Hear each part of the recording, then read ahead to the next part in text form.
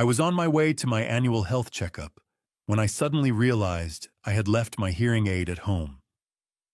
Annoyed with myself, I turned the truck around.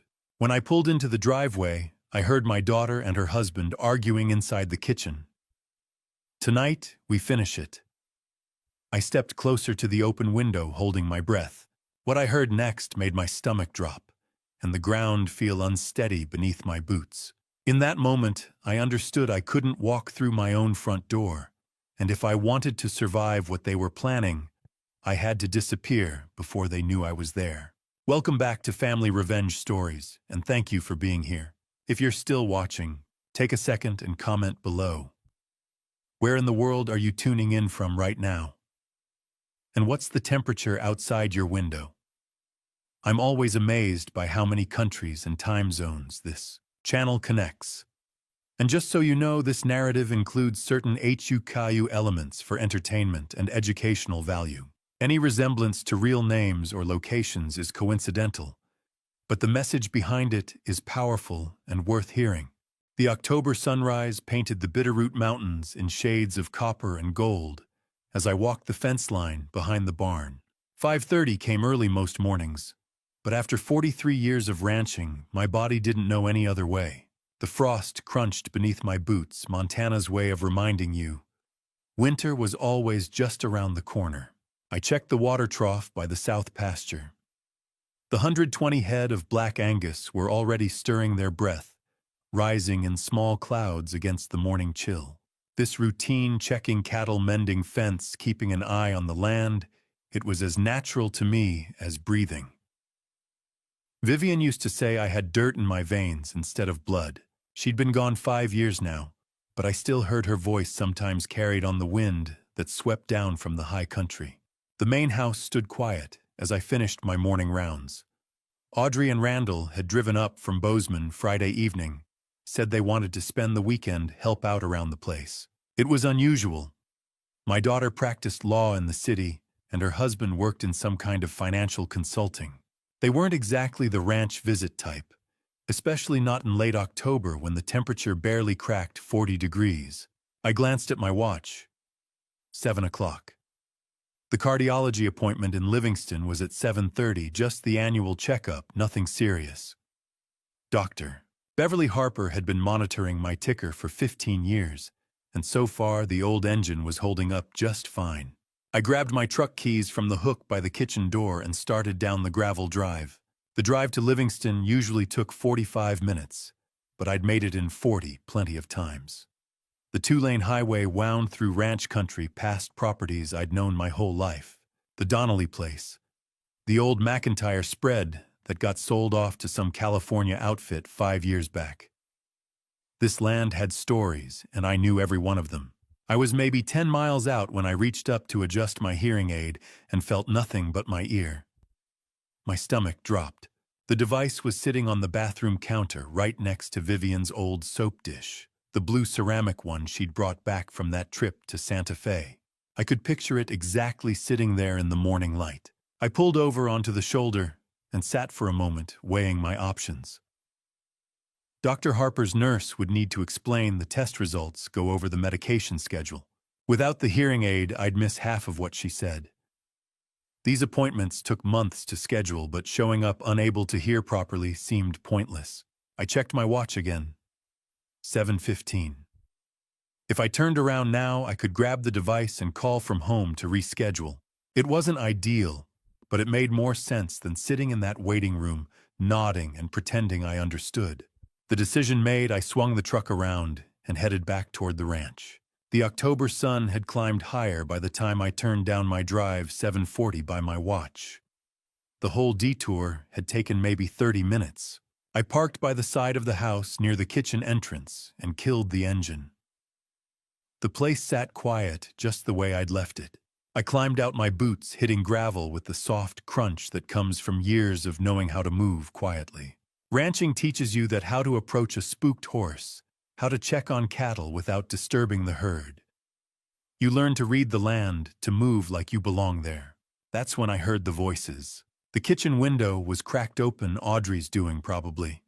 She always said the house needed fresh air, even when it was cold enough to see your breath. The voices drifted out sharp and clear in the still morning air. And tonight, Audrey, we need to finalize this. Randall's voice. That careful, measured tone he used when talking about money, but sharper now, more insistent. I stopped walking. My hand found the porch railing, the wood smooth under my palm from 40 years of use. Vivian and I had built this railing together back when Audrey was still in elementary school. I don't know, Randall. Audrey's voice quieter. Not the warm tone she used with me, but something uncertain, strained. This feels... The evaluation is scheduled for next week. Randall cut her off. Once we establish the baseline, the guardianship petition moves forward. We've been over this. My chest tightened. Guardianship. The word hung in the cold air like something you could reach out and touch. But what if he finds out? Audrey asked.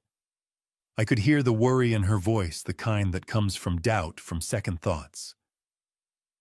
What if he won't? Dr. Nash is reliable. He understands the situation. Randall's voice dropped lower, but I could still hear him clearly. My hearing wasn't perfect, but it wasn't that bad. Not when people were talking this loud, this close. The assessment will show exactly what we need it to show. I moved closer to the window, my rancher's instinct telling me to stay quiet to gather information before acting. The frost-covered grass muffled my footsteps. Nah, 3.1 million, Audrey. Randall again, his tone taking on that edge he got when closing a deal. That's just the land value. The cattle equipment water rights we're looking at close to 4 million total. But we need to move before he changes anything. Before he talks to anyone who might complicate things. The numbers hit me like a physical blow. They weren't talking about helping me. They weren't talking about my health or my welfare. They were talking about the value of everything Vivian and I had built. They were talking about taking it. Once guardianship is granted, we have full control, Randall continued. Financial decisions, medical decisions, everything. The attorney confirmed it. He won't be able to fight it. The system doesn't work that way. And Brian Lauren. Audrey's voice was small now, hesitant. Your brother's in Seattle. He barely calls right, and your sister's got her own life in Billings. They won't interfere. They never have. By the time they even hear about it, everything will be settled. There was a pause. I could picture them standing in my kitchen in the house Vivian and I had filled with 40 years of memories. The silence stretched out, broken only by the distant call of a hawk riding the thermals above the eastern ridge. Okay, Audrey finally said. Her voice was barely a whisper. Okay. But Randall, if this goes wrong... It won't, trust me.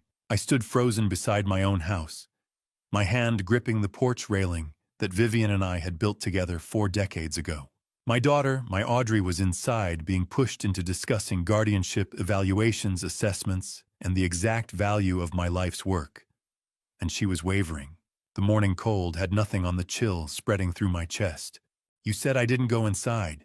Ranchers learn early that sometimes you need distance to think clearly, which is why I'd spent 48 winters checking fence lines whenever problems felt bigger than the house could hold. My boots carried me back to the truck on instinct. The engine turned over with its familiar rumble, and I eased down the drive away from the voices still murmuring through that cracked kitchen window. The gravel crunched under my tires, a sound that had marked my comings and goings for 4 decades. Today, it felt like leaving something behind. The highway stretched out before me, empty in the late morning light. I should have been at Dr. Harper's office an hour ago. The missed appointment sat in my mind like a stone, but my hands stayed steady on the wheel. 43 years of ranching teaches you to compartmentalize. You don't fix fence when a calf is breaching. You don't worry about hay prices when a storm is coming. You handle what's in front of you, then you handle what's next. What was in front of me was the need to appear normal, to not let them know I'd heard, to buy time. I pulled into a gas station just outside Livingston and used the payphone. Betty answered on the second ring at Dr. Harper's office, her familiar voice warm with recognition. "Ah, Graham, we were wondering what happened to you." "Skaktakuman." I said the lie coming easier than it should have. "Think I can squeeze in this afternoon?" "Let me check." "You're in luck. We had a cancellation at 2. Can you make that, I'll be there." The hours between stretched long. I drove the back roads, letting muscle memory handle the steering while my mind worked through what I'd heard. Guardianship petition. Evaluation. Dr. Nash. 3.1 million. The words cycled through my head like cattle moving through a chute, each one getting examined, catalogued, set aside for later use. Audrey wasn't always like this. She'd grown up helping with the haying, learning to read weather patterns, understanding the value of patience and hard work. Vivian used to say our daughter had ranching in her blood, even if she chose courtrooms instead of pastures. When had that changed? When had my daughter started seeing me as an obstacle instead of her father? Or maybe she hadn't. Maybe someone had taught her to. The thought settled cold in my gut. Randall's voice had been the insistent one, the pushing one. Audrey's had wavered, questioned. "What if he finds out?" she'd asked. Not the words of someone fully committed. Not yet. Vivian always said I was too curious for my own good. She'd be proven right again. By the time I pulled into Dr. Harper's office, I'd made my decision. Investigation, not confrontation. Evidence, not accusations. The element of surprise was the only advantage I had, and I wasn't about to waste it on an emotional scene that would accomplish nothing, except warning them I knew. Betty waved me back with a smile. The familiar routine of the examination room felt surreal: blood pressure, cuff, stethoscope, the doctors practiced questions. Dr. Harper had been monitoring my heart since I turned 53. She knew every beat, every rhythm. "Blood pressure's excellent," she said, making notes on her chart. 128/78. "Heart sounds strong." "How's the exercise tolerance?" "Same as always. Morning rounds, fence work, moving cattle. No different than 10 years ago." She nodded, continuing her examination. The cognitive questions came next: date, time, recent events, simple memory tests. I'd done them every year, but today they felt weighted with meaning I couldn't share. You're doing great, Graham," Dr. Harper said, finally setting down her pen. "Honestly, you're healthier than people half your age. Whatever you're doing, keep doing it." The irony hit like a fist. My daughter was somewhere planning to have me declared incompetent, while my doctor was confirming the exact opposite. The dissonance was almost funny. Almost. "Everything okay?" Dr. Harper asked, catching something in my expression. "Fine. Just thinking about all the work waiting back at the ranch." She smiled. "Well, you're more than fit to handle it. Same time next year." Sounds good." I left with a clean bill of health, documented in my medical records. It wasn't much, but it was something. Evidence. Proof. The first piece of a puzzle I was only beginning to understand. The drive home gave me time to think strategically. If Audrey believed I was declining, someone had convinced her of it. If she mentioned evaluations, they'd already arranged one. If they were discussing guardianship, they'd researched the process. This wasn't a spontaneous conversation. This was a plan already in motion, and I'd been completely blind to it. How long had this been going on? Weeks, months. How many visits had there been? How many phone calls? How many careful questions designed to build a case I never saw coming? The questions multiplied, but the path forward was clear. I needed scope. How extensive was this plan? I needed evidence. What exactly were they planning, and how far along were they? And most critically, I needed allies. Because whatever was coming, I couldn't face it alone. I pulled into the ranch drive just after noon. Audrey's car was gone. The house sat quiet, innocent, as if betrayal hadn't been discussed in my kitchen just hours ago. I walked inside, the familiar creak of the door, the smell of coffee still lingering from morning. Everything looked the same. Nothing was. I sat at the kitchen table, the one Vivian had refinished 20 years ago, and pulled out a notepad. The kind I used for tracking cattle weights and feed schedules. Today it would serve a different purpose. I started writing, Item 1. Find out who's helping them. Dr. Nash was a name I didn't recognize, but doctors kept records, had reputations. Someone would know him. Item 2. Find out how long this has been going on. Phone records, maybe. Visits I'd dismissed as normal. Patterns I'd missed. Item 3. Make sure they never see me coming. The hardest one, the most important one.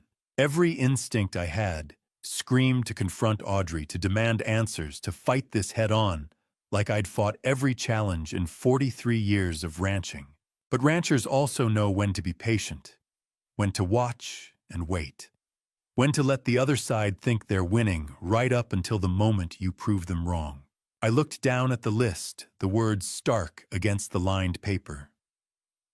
Somewhere in Bozeman, Randall and Audrey were probably celebrating, thinking their plan was on track, thinking I was oblivious. They were wrong about that. They were wrong about a lot of things, but they wouldn't know it until I was ready. I once tracked a mountain lion through 3 feet of spring snow.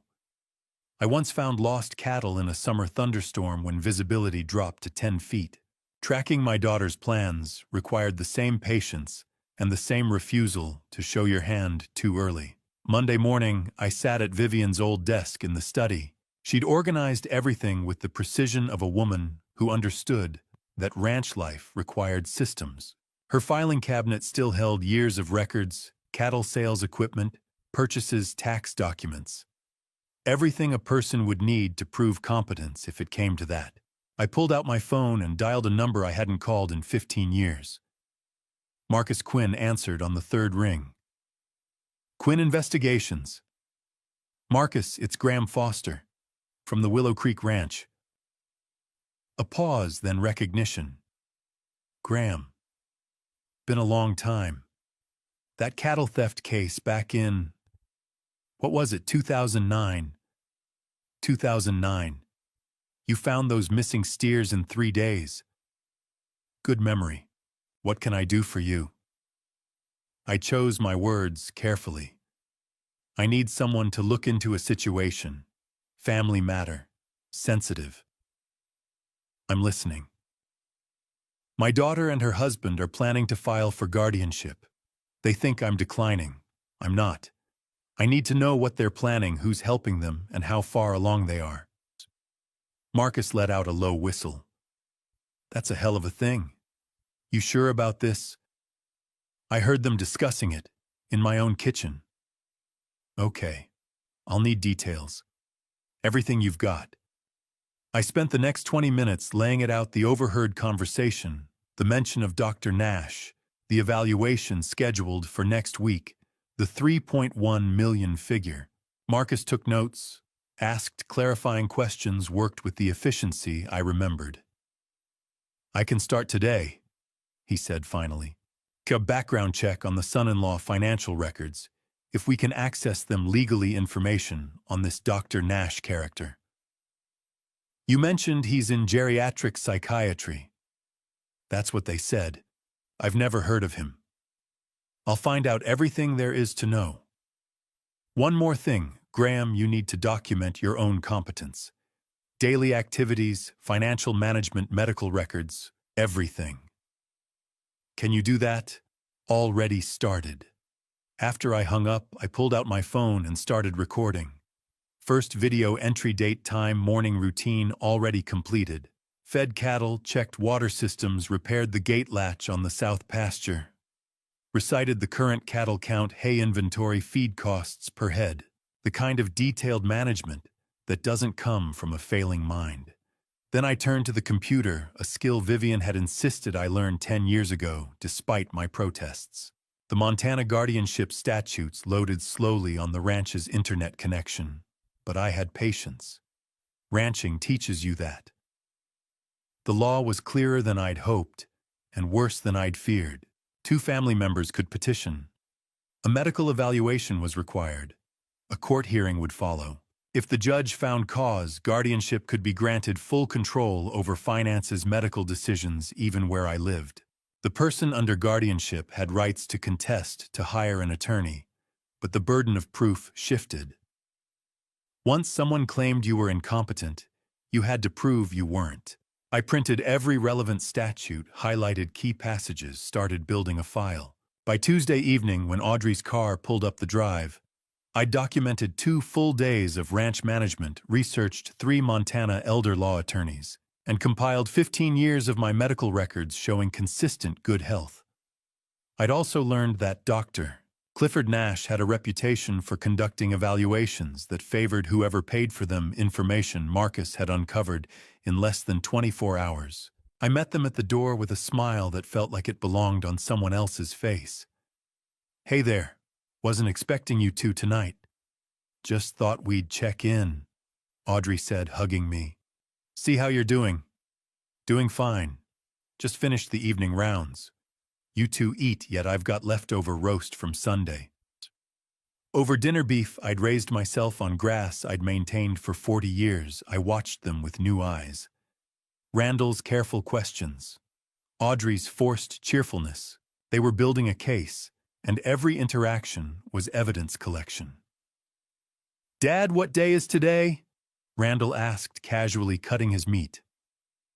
I looked up from my plate. "Tuesday, October 26th. Why do you ask?" "Just making conversation." His smile didn't reach his eyes.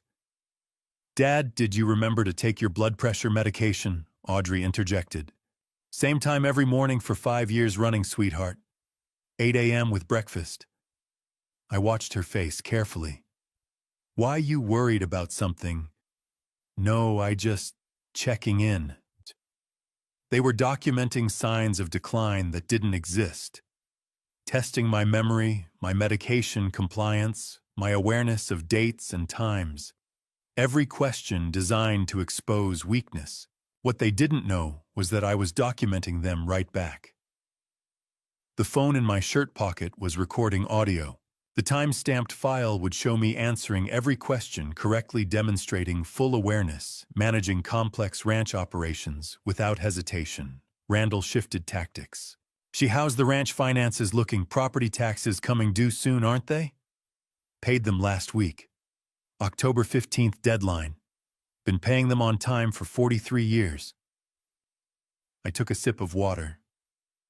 "You interested in ranch finances, Randall?" "Just curious how everything works." "Well, it works fine. Revenue from cattle sales runs about $150,000 to $180,000 annually. Operating costs around $100,000. Leaves me comfortable, plus I've got savings. The land's paid off has been since 1998. Want me to walk you through the spreadsheets?" His smile tightened. "That's not necessary." Audrey jumped in. "Dad, we're just glad you're managing everything so well." The irony wasn't lost on me. They needed me to be declining, but I kept demonstrating the opposite. It must have been frustrating. After they left, Audrey hugging me goodbye, Randall shaking my hand with that politician's grip. I walked through the house, turning off lights, locking doors. The nightly routine I'd done for 4 decades. That's when I saw it. A business card on the coffee table, partially hidden under a magazine. Dr. Clifford Nash, Geriatric Psychiatry, with a Bozeman address and phone number. Randall must have dropped it. Accidentally or intentionally, I couldn't tell. Maybe he wanted me to find it. Wanted me to call and schedule an appointment out of confusion or concern. Maybe he was just careless. Either way, it was a gift. I photographed both sides of the card, with my phone capturing every detail in sharp focus. Then I texted the images to Marcus with a message, "Find out everything about this doctor. I think he's part of the plan." Marcus Quinn called back within 18 hours. I'd learned that when a private investigator works that fast, the news is usually bad, or the trail was obvious enough that anyone looking would have found it. "Graham, you sitting down." His voice carried that careful tone people use before dropping something heavy. I was in the study, Vivian's organized files spread across the desk. I'm listening. Dr. Clifford Nash. Licensed since 2003, clean record technically. But over the past decade, he's conducted 47 guardianship evaluations. 43 resulted in recommendations for full guardianship. That's 91%. State average is 40%. He specializes in finding incompetence. My hand tightened on the phone. What else? Your son-in-law's finances are a disaster. Credit card debt in the mid-5 figures, behind on rent twice last year. His consulting business grossed $32,000. That's not a living, Graham. That's drowning. The pieces clicked into place, each one harder than the last. Here's where it gets interesting, Marcus continued. Randall's father, Raymond Pierce, 72, lives in Bozeman. 6 months ago, he inherited $2.1 million from his deceased brother. Probate cleared in August. My chest tightened. His father, retired principal, lives alone. And Graham, 3 weeks ago, Craig Pierce visited a guardianship attorney. Craig is Randall's older brother. I've got the appointment on record. No, 2 fathers, 1 scheme. Though that's my read. Randall targets you $3.1 million. Craig targets Raymond $2.1 million. Both sons broke. Both fathers with significant assets. Both guardianship petitions in the works. Vivian used to say coincidences were just patterns you hadn't recognized yet. This wasn't coincidence. This was coordination. Send me everything on Raymond Pierce, I said. I need to see what's happening on his end. After we hung up, I spent 2 hours researching Raymond online.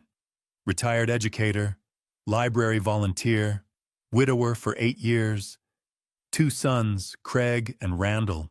He looked like what he was, a decent man who'd spent his life teaching teenagers algebra and coaching chess club. He had no idea his sons were circling like wolves. The drive to Bozeman took 90 minutes, the October sun setting behind the Bridger Range. Raymond's address led to a quiet neighborhood of older homes, white siding, blue shutters, a neat lawn showing someone still cared. I parked half a block away. Lights glowed inside. He was home. I'd been there maybe 15 minutes when the front door opened. A man in his mid-40s stepped out, tall, business casual, carrying a leather briefcase. He checked his watch with obvious irritation, then pulled out his phone as he walked to his car. His body language screamed frustration. Whatever he'd come for, he hadn't gotten it. Craig Pierce. Had to be. Same jawline as Randall, same build, but older. I raised my phone and photographed license plate, face, timestamp. Craig climbed into a silver Audi, slammed the door harder than necessary, and sat on his phone. Angry conversation. Failed mission. If Randall and Craig were working together, and the evidence pointed that way, both fathers were targets. Raymond needed to know. But I needed proof solid enough he couldn't dismiss it. Couldn't explain it away with the natural desire to believe the best about your children. I knew that desire. I was fighting it myself. My phone buzzed. Marcus found something else, sending screenshots. 3 images loaded. Browser search history time-stamped. Guardianship for incapacitated parents. Montana. April 12, 2024. Memory care facilities, Bozeman cost. April 20th, 2024. Average lifespan dementia patients. May 3rd, 2024. Elder care attorneys, Montana guardianship. May 15th, 2024. How long does guardianship process take? June 8th, 2024. April, right after Raymond's inheritance, cleared probate. Not even a month later, Randall had started researching how to take control of a parent. My phone rang. You see the timeline? Marcus asked. I'm looking at it. This isn't impulsive, Graham.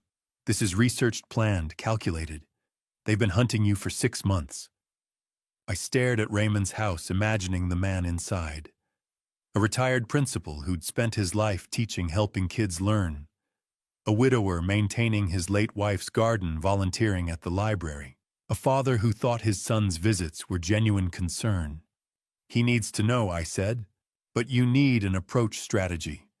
You can't just knock on his door and tell him his sons are planning to take his money.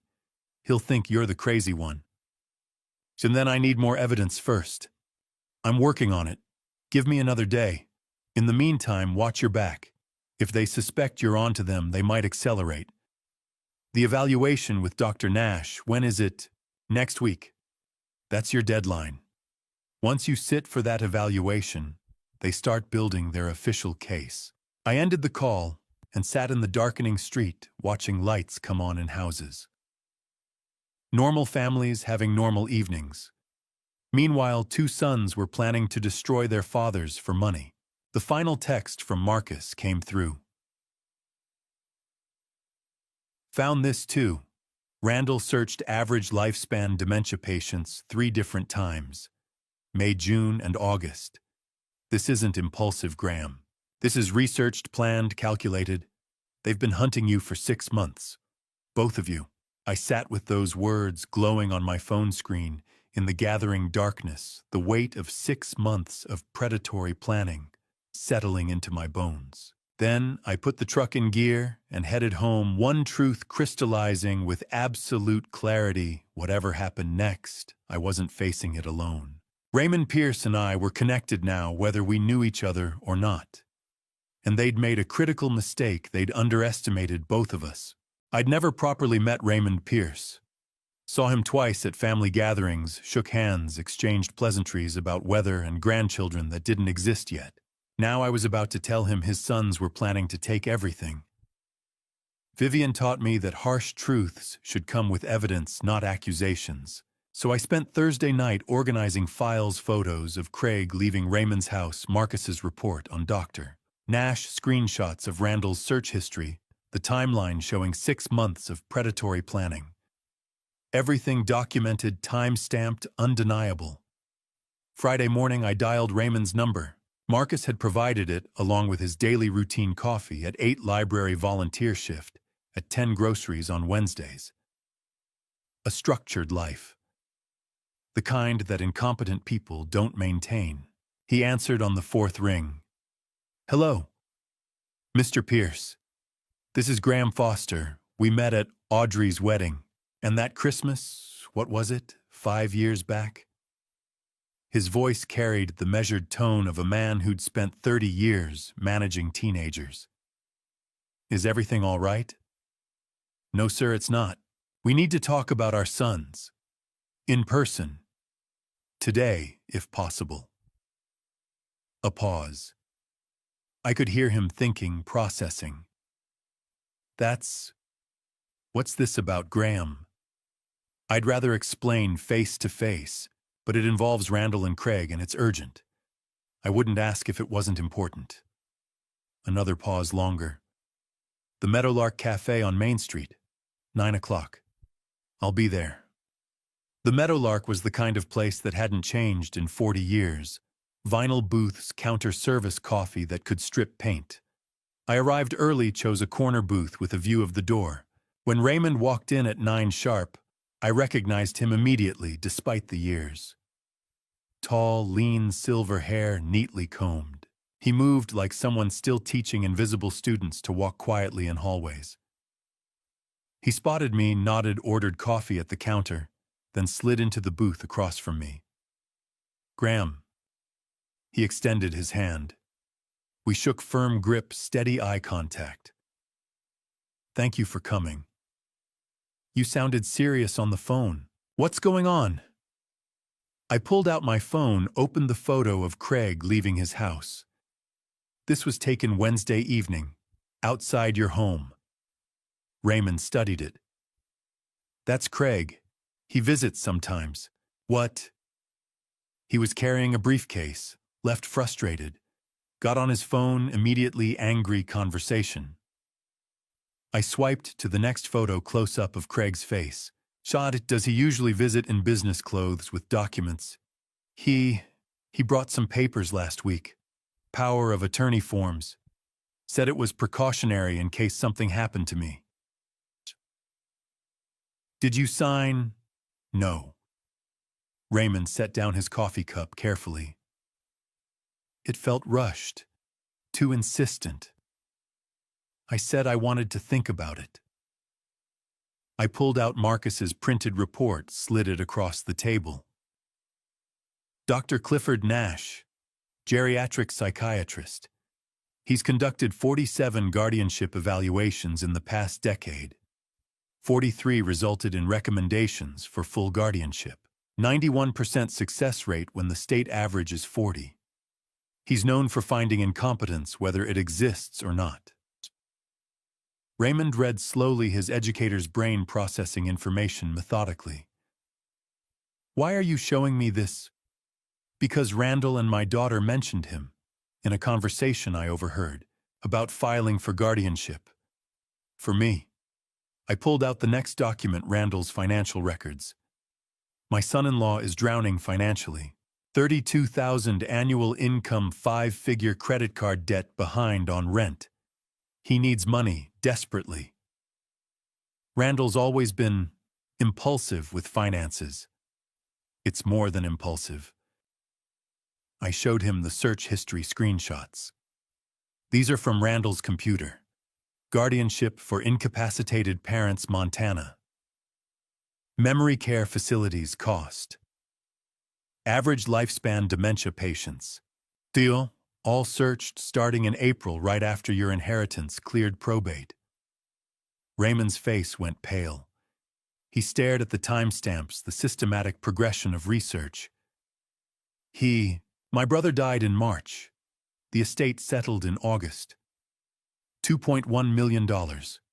And suddenly both your sons became very concerned about your well-being. No. Raymond shook his head. Craig wouldn't. Craig visited a guardianship attorney 3 weeks ago. It's on record. The coffee shop noise faded into background. Raymond sat frozen, staring at evidence that his sons, both of them, were planning to take control of his life.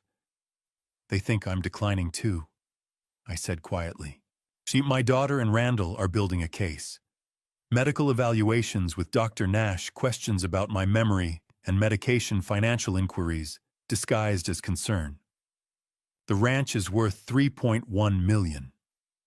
Add that to your 2.1, and we're talking 5.4 million reasons for our children to declare us incompetent. I don't understand. Raymond's voice cracked slightly. I raised them. Craig was student body president. Randall made honor roll. I put them through college. How can they? Because they don't see us as fathers anymore. They see assets with expiration dates. Raymond reached for his wallet with shaking hands, pulled out a folded letter. This came 3 weeks ago. I threw it away then. I don't know why, but I retrieved it. He smoothed it on the table. From Dr. Nash's office, suggesting a cognitive evaluation and discussing supervised living arrangements. I thought it was a mistake, some kind of marketing scam. I stared at the letterhead, same as the business card I'd found. Same doctor, same script. It wasn't a mistake, I said. They sent it before Craig started pushing the power of attorney, before the attorney visit. They're building cases against both of us. Medical documentation, legal pressure, family concern. This isn't spontaneous, Raymond. This is systematic. He looked up at me, and I saw the same betrayal I felt every time I thought about Audrey's voice through that kitchen window. What do? We prove we're not the helpless old men they think we are, and we make sure they face consequences. How that's documentation. I'm recording everything: ranch management, financial decisions, medical records. I've hired a private investigator. I need you to do the same. Document your competence, your daily activities, your cognitive clarity. Refuse to sign anything they bring you. Don't sit for any evaluations they schedule. Raymond nodded slowly, his principal's mind organizing information into action steps. They'll escalate if we refuse. Let them. We need them to make mistakes. Aggressive ones. The kind that look bad in court. Court. That's where this ends, Raymond. Either they file for guardianship and we fight it, or we file first elder abuse, financial exploitation, attempted fraud. But we need ironclad evidence before we move. He absorbed that, then met my eyes. I never thought I'd be fighting my own sons. Neither did I. The words tasted bitter. But here we are. We spent another 20 minutes working through details. Raymond would start keeping a daily log: activities, decisions, conversations. He'd get independent medical evaluations. He'd change his bank passwords, review his accounts for any unusual activity.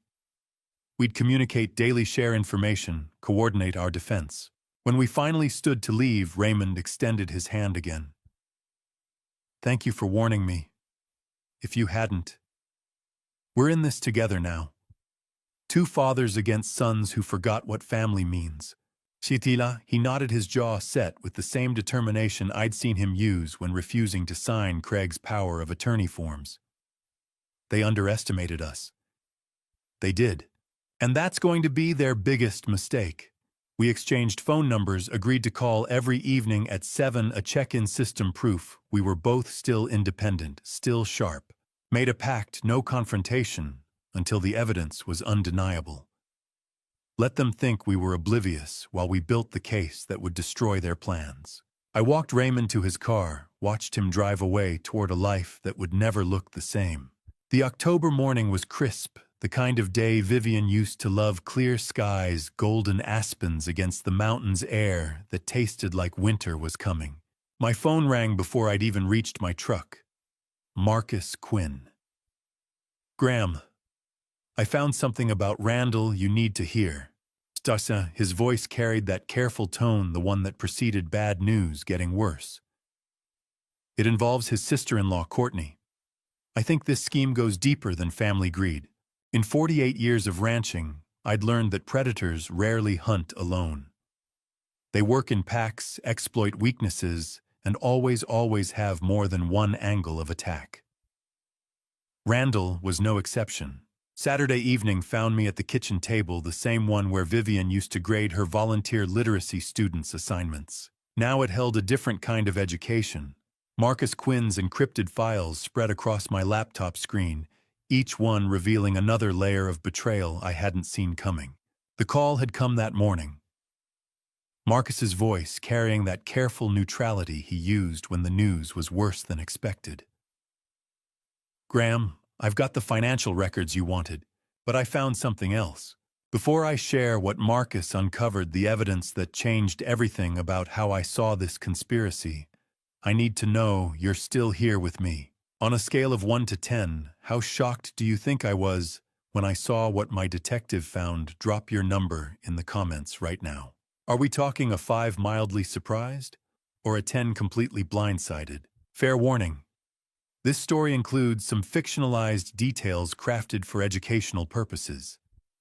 If that's not what you're looking for, feel free to exit now and explore other content. Something you need to see before we talk strategy. Send it. Encrypted files. Password is your ranch name, all lowercase, no spaces. Call me after you've looked. The files loaded slowly on the ranch internet.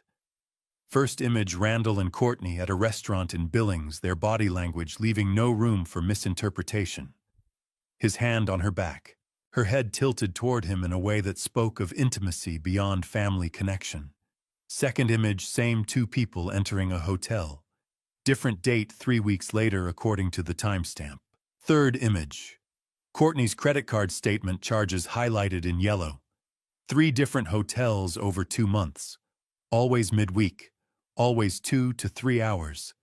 I clicked through more photos. 16 meetings documented across 18 months.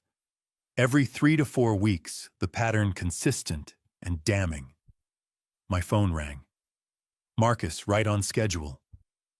You're looking at them. I'm looking. Timeline starts March of last year. That's when the credit card charges begin. Always Courtney's card, always hotels and Billings or Great Falls. I've got location data from Randall's phone matching every meeting. This isn't speculation, Graham. This is documentation. 18 months. I did the math in my head. The affair started long before any guardianship planning. Before Randall's financial situation became desperate. Before Raymond's inheritance cleared probate. There's more, Marcus continued. Text messages. Obtained legally through subpoena preparation. Montana law allows certain evidence gathering for anticipated litigation. He sent another file. Screenshots of exchanges between Randall and Courtney. Courtney. When are you going to leave her, Randall? Soon, after things settle. Courtney, you keep saying that. Randall, I mean it. Just need to handle some financial matters first. Courtney. I can't keep lying to Craig. Randall, you won't have to. Trust me. The messages painted a clear picture. Courtney believed Randall's promises.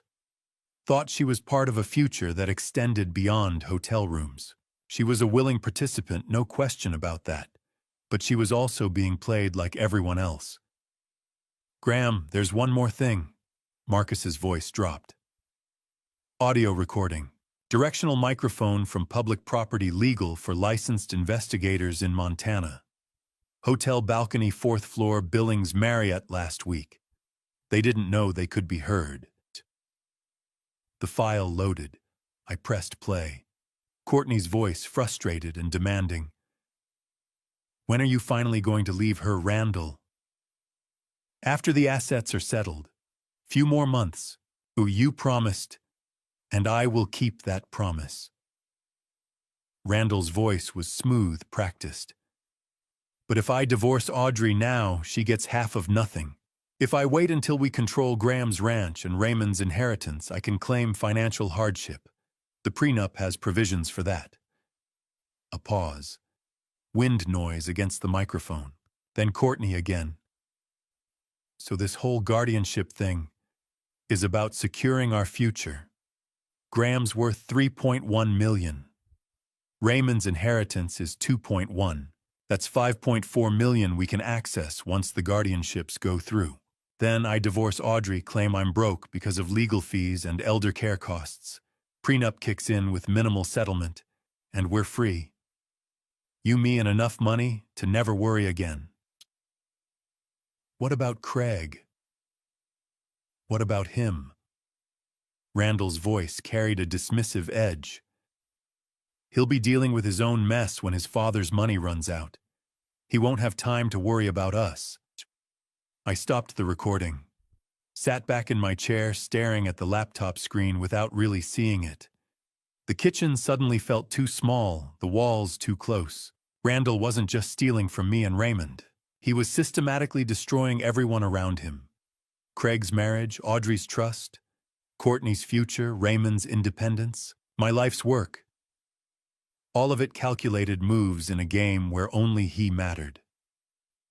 Vivian used to say she could read people like weather patterns.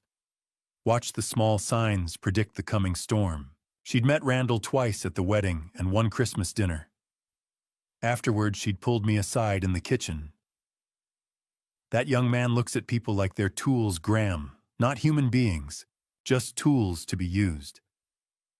I dismissed it as her being protective of Audrey, told her she was reading too much into a nervous son-in-law trying to make a good impression. Now I understood. She'd seen what I'd missed, the hollowness behind his charm, the calculation in his concern, the complete absence of empathy that made him capable of this. I wondered why Craig seemed so compliant in all this, why he'd go along with stealing from his own father. Now I knew.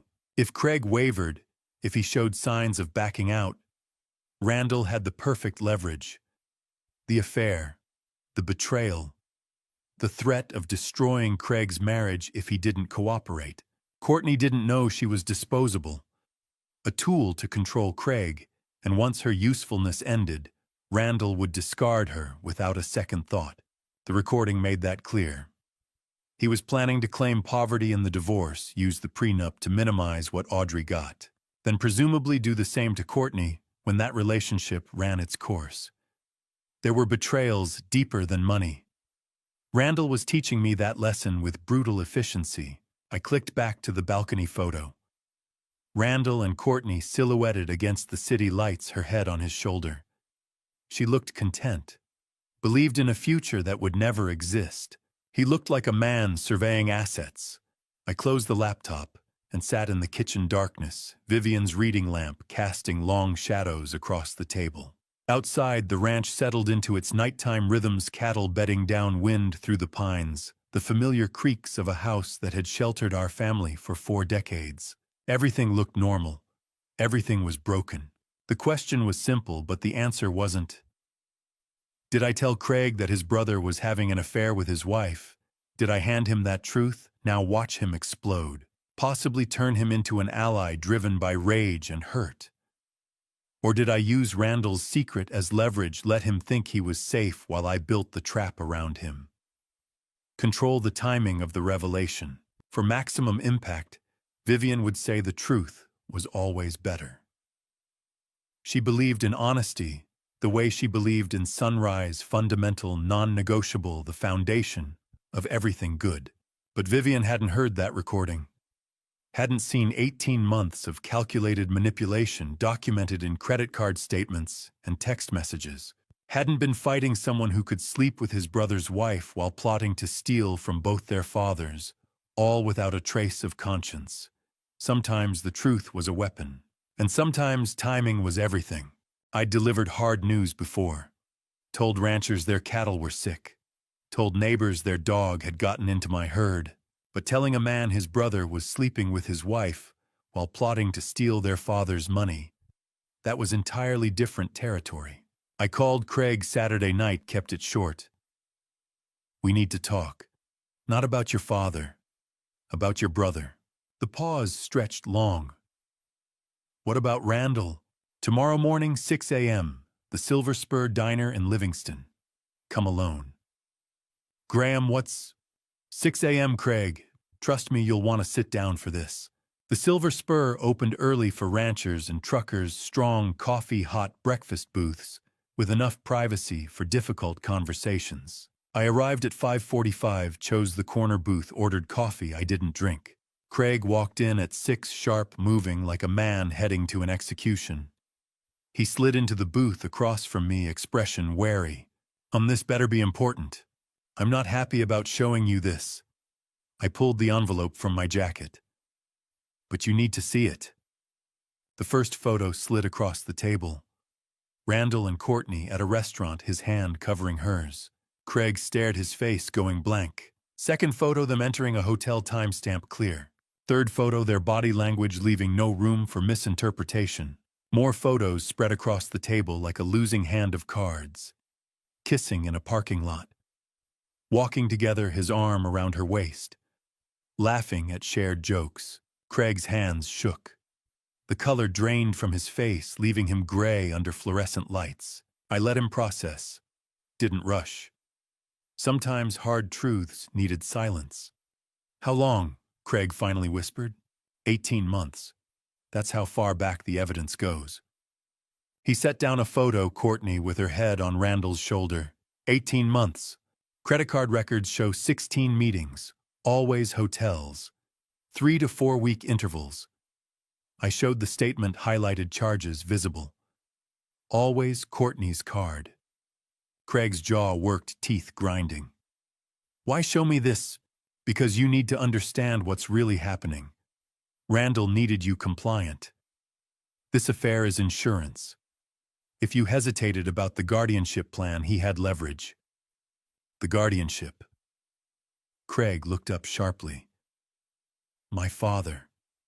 You're saying it was never about care. Randall is after the money.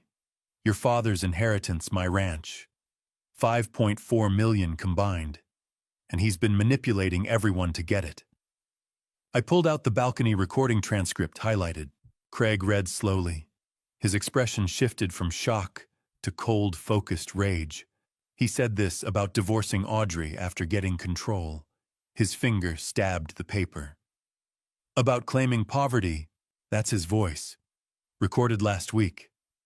He's planning to take everything and leave everyone, including Courtney, with nothing. Craig set down the transcript with careful precision movements, suggesting violence barely restrained. My father isn't declining. Is he? No. Neither am I. Full cognitive function, excellent health. The decline is fiction Randall needs to justify guardianship. The silence was different now. Not shock. Something colder. Craig looked up, eyes red-rimmed but dry. What do you need me to do? I needed one truth first. Be honest. Have you been part of planning against your father? Craig's face flushed. Yes. Flat, emotionless. Randall said Dad was declining, having confused moments. I believed him because he's my brother. His voice broke. He's my brother. I know. Craig pressed palms against his eyes, shoulders shaking once before he regained control. When he looked up, his jaw was set. What do you need? Stronger this time. Keep pretending. Act like you don't know about Courtney. Act like you're still helping Randall. We gather evidence recordings, documents, everything. Then expose him in court where he can't escape. Craig studied me. You want me to work with the person who... He stopped, swallowed. Who destroyed my marriage while stealing from my father. I want you to protect Raymond, get justice, but we do it smart, not loud. Silence stretched. Craig stared at the photos, 18 months of betrayal documented. Finally, teach me. We spent 2 hours in that corner booth. Voices low, planning, methodical. Craig would continue appearing to cooperate, but secretly record everything. Montana was one-party consent. If he was part of the conversation, he could legally document it. He'd photograph documents Randall shared. Feed false information about my supposedly declining health, memory lapses that didn't exist, confusion that was fiction. Make Randall think the plan was working while we built our case. Meanwhile, act normal at home. Pretend ignorance about the affair. The hardest part, but necessary. Can you do that? I asked. Live with her knowing what you know. Craig's expression hardened. I spent 18 months living with someone lying to my face every day. I think I can manage a few more weeks. We covered technical details. Phone voice recorder. Cloud storage Randall couldn't access. Document conversations without arousing suspicion. The tradecraft of family betrayal. When we finally stood to leave, the sun was up the parking lot, filling. Craig paused by his car, looked back. Graham, thank you for not letting him destroy my father. I nodded, unable to find words. What I didn't say, what I kept to myself driving back toward Willow Creek, was the truth. I was betting everything on that Craig's anger would last longer than family loyalty. That rage and betrayal would keep him focused through the difficult weeks ahead.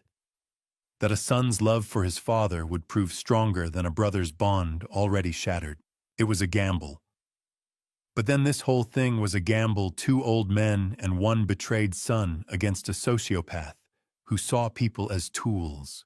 I just had to hope we were better players than Randall gave us credit for. I'd given Craig the truth wrapped in evidence and cold coffee. Now it was Audrey's turn. But telling a man his brother betrayed him was one thing. Telling your daughter her husband was unfaithful, that required a different kind of courage. I remembered teaching Audrey to ride when she was 7. She fell 7 times before she stayed in the saddle. The question now was whether she'd fall for Randall or stand on her own feet. I called her Monday morning.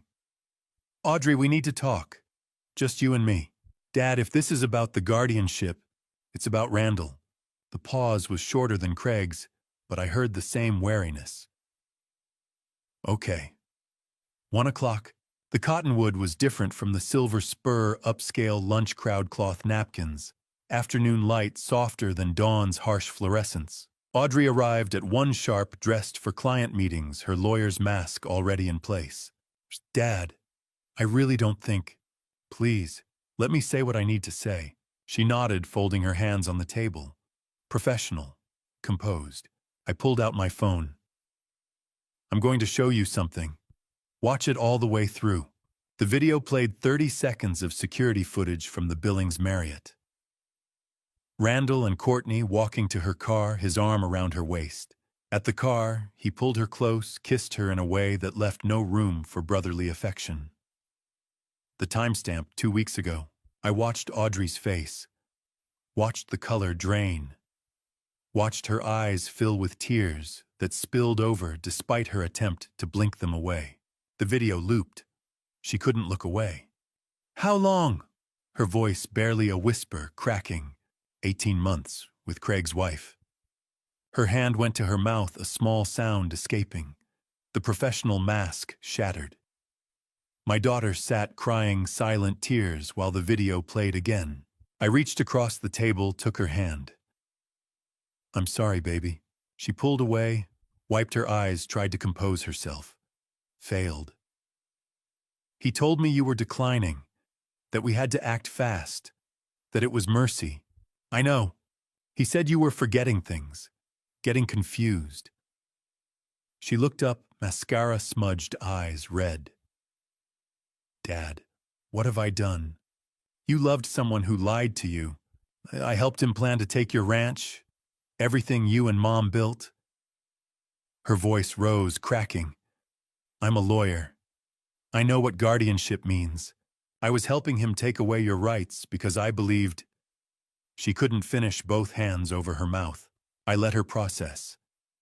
This wasn't Craig's controlled rage. This was grief mixed with shame, all happening at once. The doctor's appointments he was scheduling, Audrey whispered. Dr. Nash, paid to write assessments supporting guardianship. The care facility brochures, caught a Meadowbrook Manor, $8,000 a month. A convenient calculation when my ranch is worth over $3 million. Her lawyer's mind started working despite the tears. He researched this. The legal process, timeline, financial structure. 6 months ago, according to my investigator. Her head snapped up. You hired an investigator. How the morning after I overheard you two in the kitchen. You mentioned finishing tonight and guardianship. I knew something was wrong. You've known for over a week. Would you have believed me without proof? Silence. Then softly, no. I would have thought you were paranoid, which is exactly what Randall kept hinting. The manipulation was clear now. Randall had positioned every conversation to make me look declining while making himself look caring. He'd used my daughter's love for me as a weapon against us both. The ranch evaluation, designed to show I couldn't manage the property. And these medication questions, to document supposed confusion. Oh my God. Audrey buried her face in her hands. He's been setting this up for months, and I helped him. You didn't know. I should have. I'm a lawyer, Dad. I should have seen. Her voice broke. The tears came harder, shoulders shaking. I moved around the table, pulled her into a hug. Let her cry against my shoulder like when she was small. My daughter, who'd learned to be strong, falling apart because the man she loved had been using her. When the tears slowed, she pulled back, wiped her face. Dad, I can't go home and look at him knowing you can, and you will. I kept my voice firm, because we need to stop him, not just for me, for Raymond Pierce, Craig's father. Randall is doing the same thing to him. We need evidence, recordings, confessions, things that hold up in court. Can you do that? She wiped her eyes, her gaze hardening beyond tears. What do you need? I pushed a small device across the table. Recording device. Fits in a pocket. Montana is one-party consent. If you're part of the conversation, you can legally record it. When you're ready, make him talk. Make him admit what he's doing, why, how long he's been planning. Can you do that? My daughter looked at the device, then at me. Her jaw set with an echo of that 7-year-old who kept getting back on the horse. Teach me. Acting normal when your world has shattered is harder than any ranch work I'd ever done. But Audrey, Craig, and I each had our roles to play, and Randall wasn't allowed to know we'd cast him as the villain in his own story. Vivian used to do community theater, said the best performances came from truth wrapped in lies. The trick was making Randall think he was directing. Monday evening, family dinner at my ranch. Halfway through pot roast, I paused with my fork. What day is today again? Randall's eyes lit up. Monday, Graham, October 28th. Right, Monday. What he didn't see was Audrey's hand trembling under the table or the recording device in her jacket pocket capturing every word. Tuesday, Audrey wore the wire at home, asked questions like she was planning with him, not against him. How does Dr. Nash's assessment work exactly? Randall explained eagerly. He asks questions designed to show confusion, memory tests with trick answers. The evaluation documents decline whether it exists or not. Nash has done this 40 times, every word recorded, every confession saved. Wednesday, Craig called Randall phone line recording. What's the timeline on Dad's evaluation? Next Monday. Then we file both petitions Tuesday. Satisfaction in Randall's voice. If Raymond lives another 10 years in care, maybe we clear $800,000. If he goes earlier, we're looking at $1.5 million split. Calculating his father's death like a business expense, all documented. Thursday. I drove to the feed store, fumbled counting change, seemed confused about which supplements I needed. Perry Jackson noticed. You all right, Graham? You seem off today. Fine, just tired. Small town talk spread. By evening, Randall had heard the rumors. He smiled when Audrey casually mentioned people in town noticing Dad seemed forgetful. What Randall didn't know was that Perry and I had served on the volunteer fire department together for 15 years. He knew exactly what I was doing. Friday, Audrey steered conversation toward the ranch sale recording in her purse. What happens to the property after guardianship? Randall didn't hesitate. Real estate's worth $3.1 million.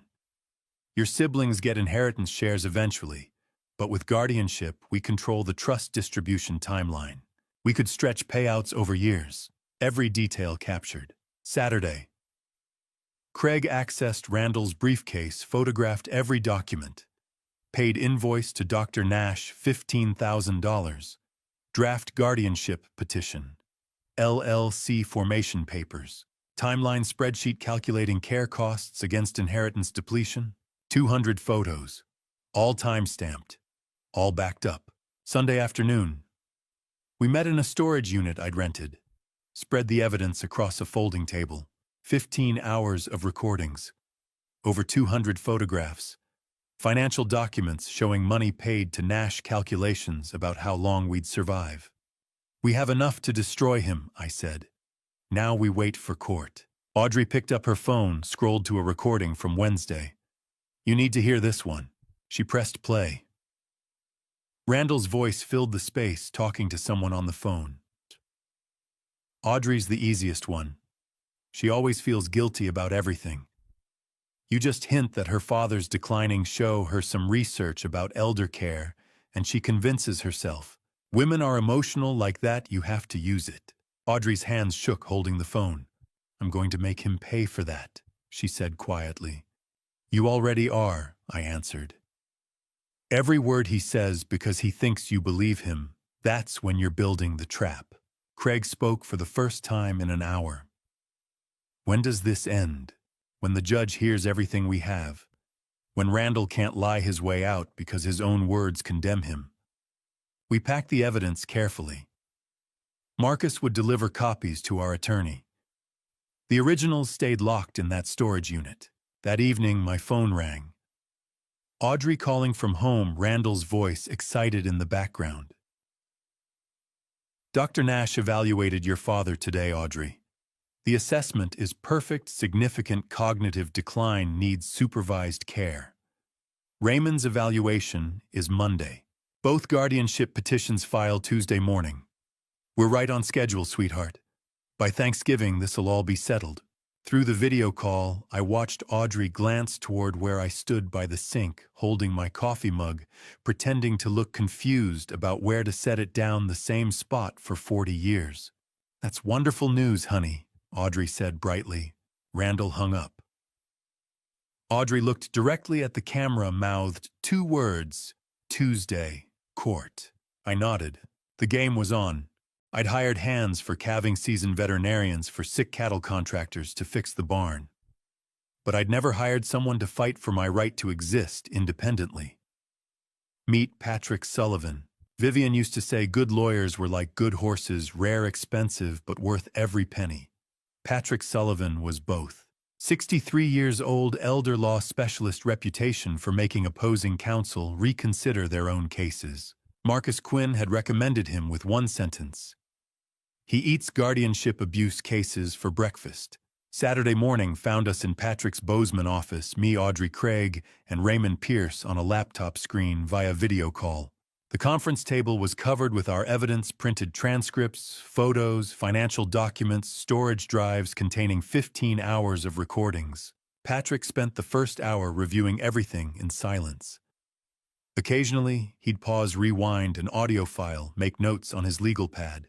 His expression never changed, the kind of professional calm that came from decades of seeing families destroy themselves over money. Finally, he set down his pen and looked at each of us in turn.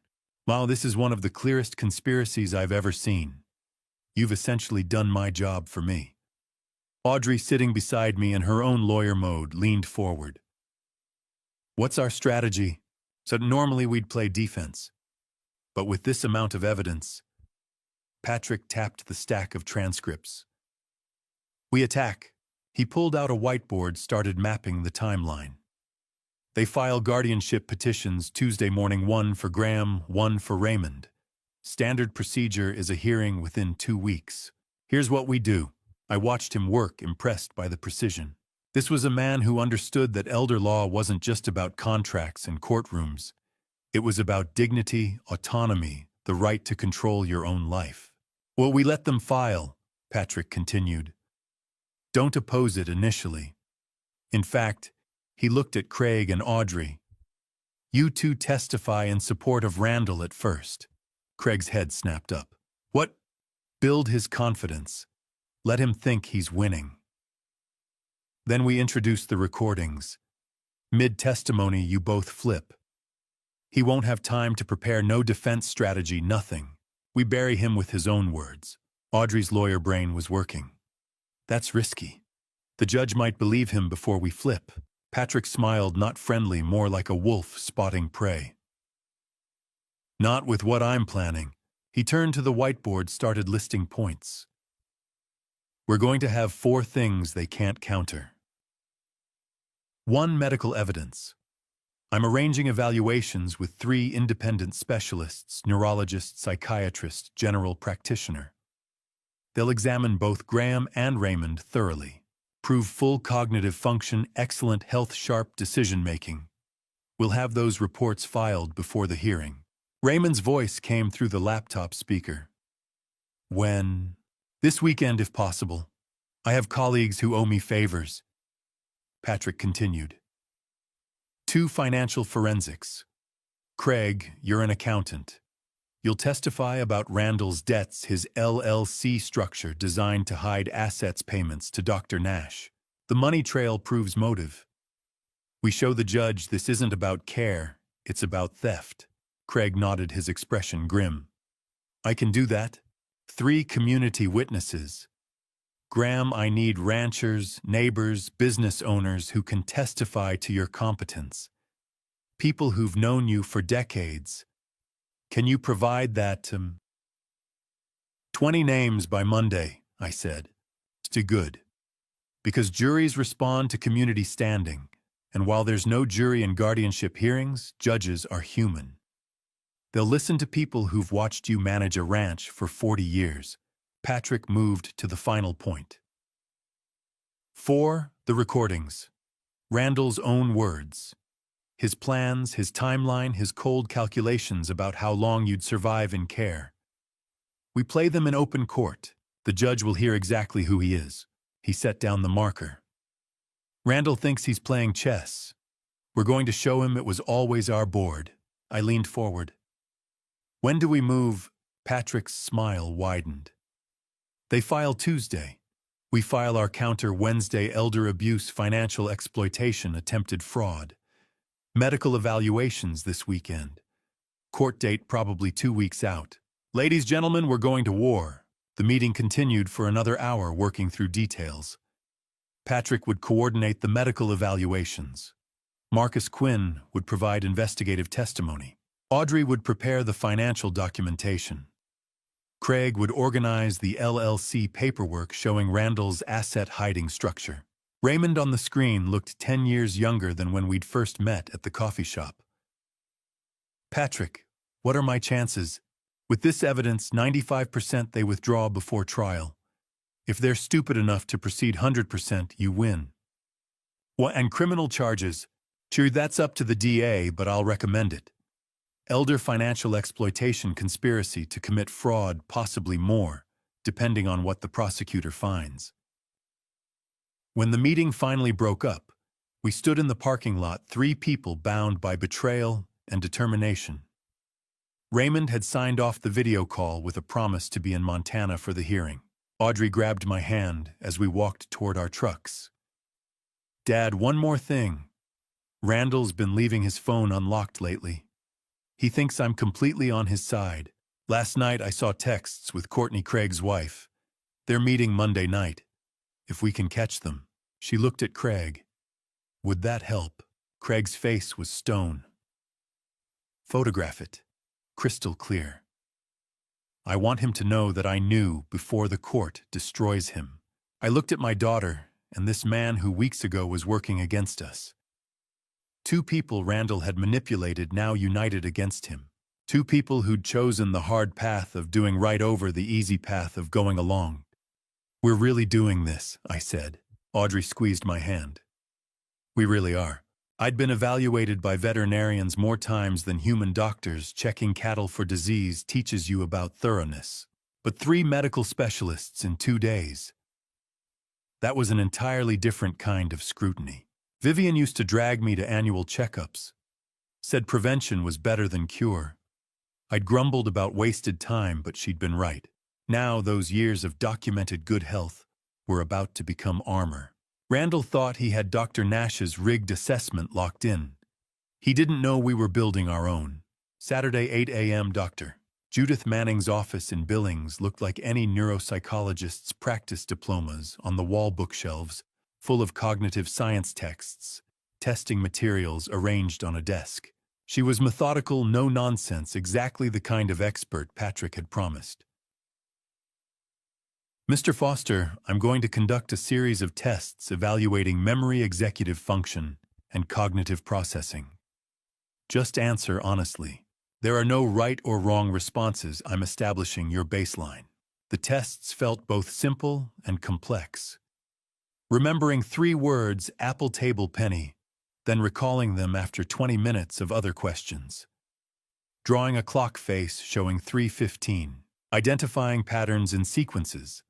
Solving problems that required planning several steps ahead. Dr. Manning worked through the evaluation with practiced efficiency. No judgment, no leading questions, just assessment. After 90 minutes, she set down her clipboard.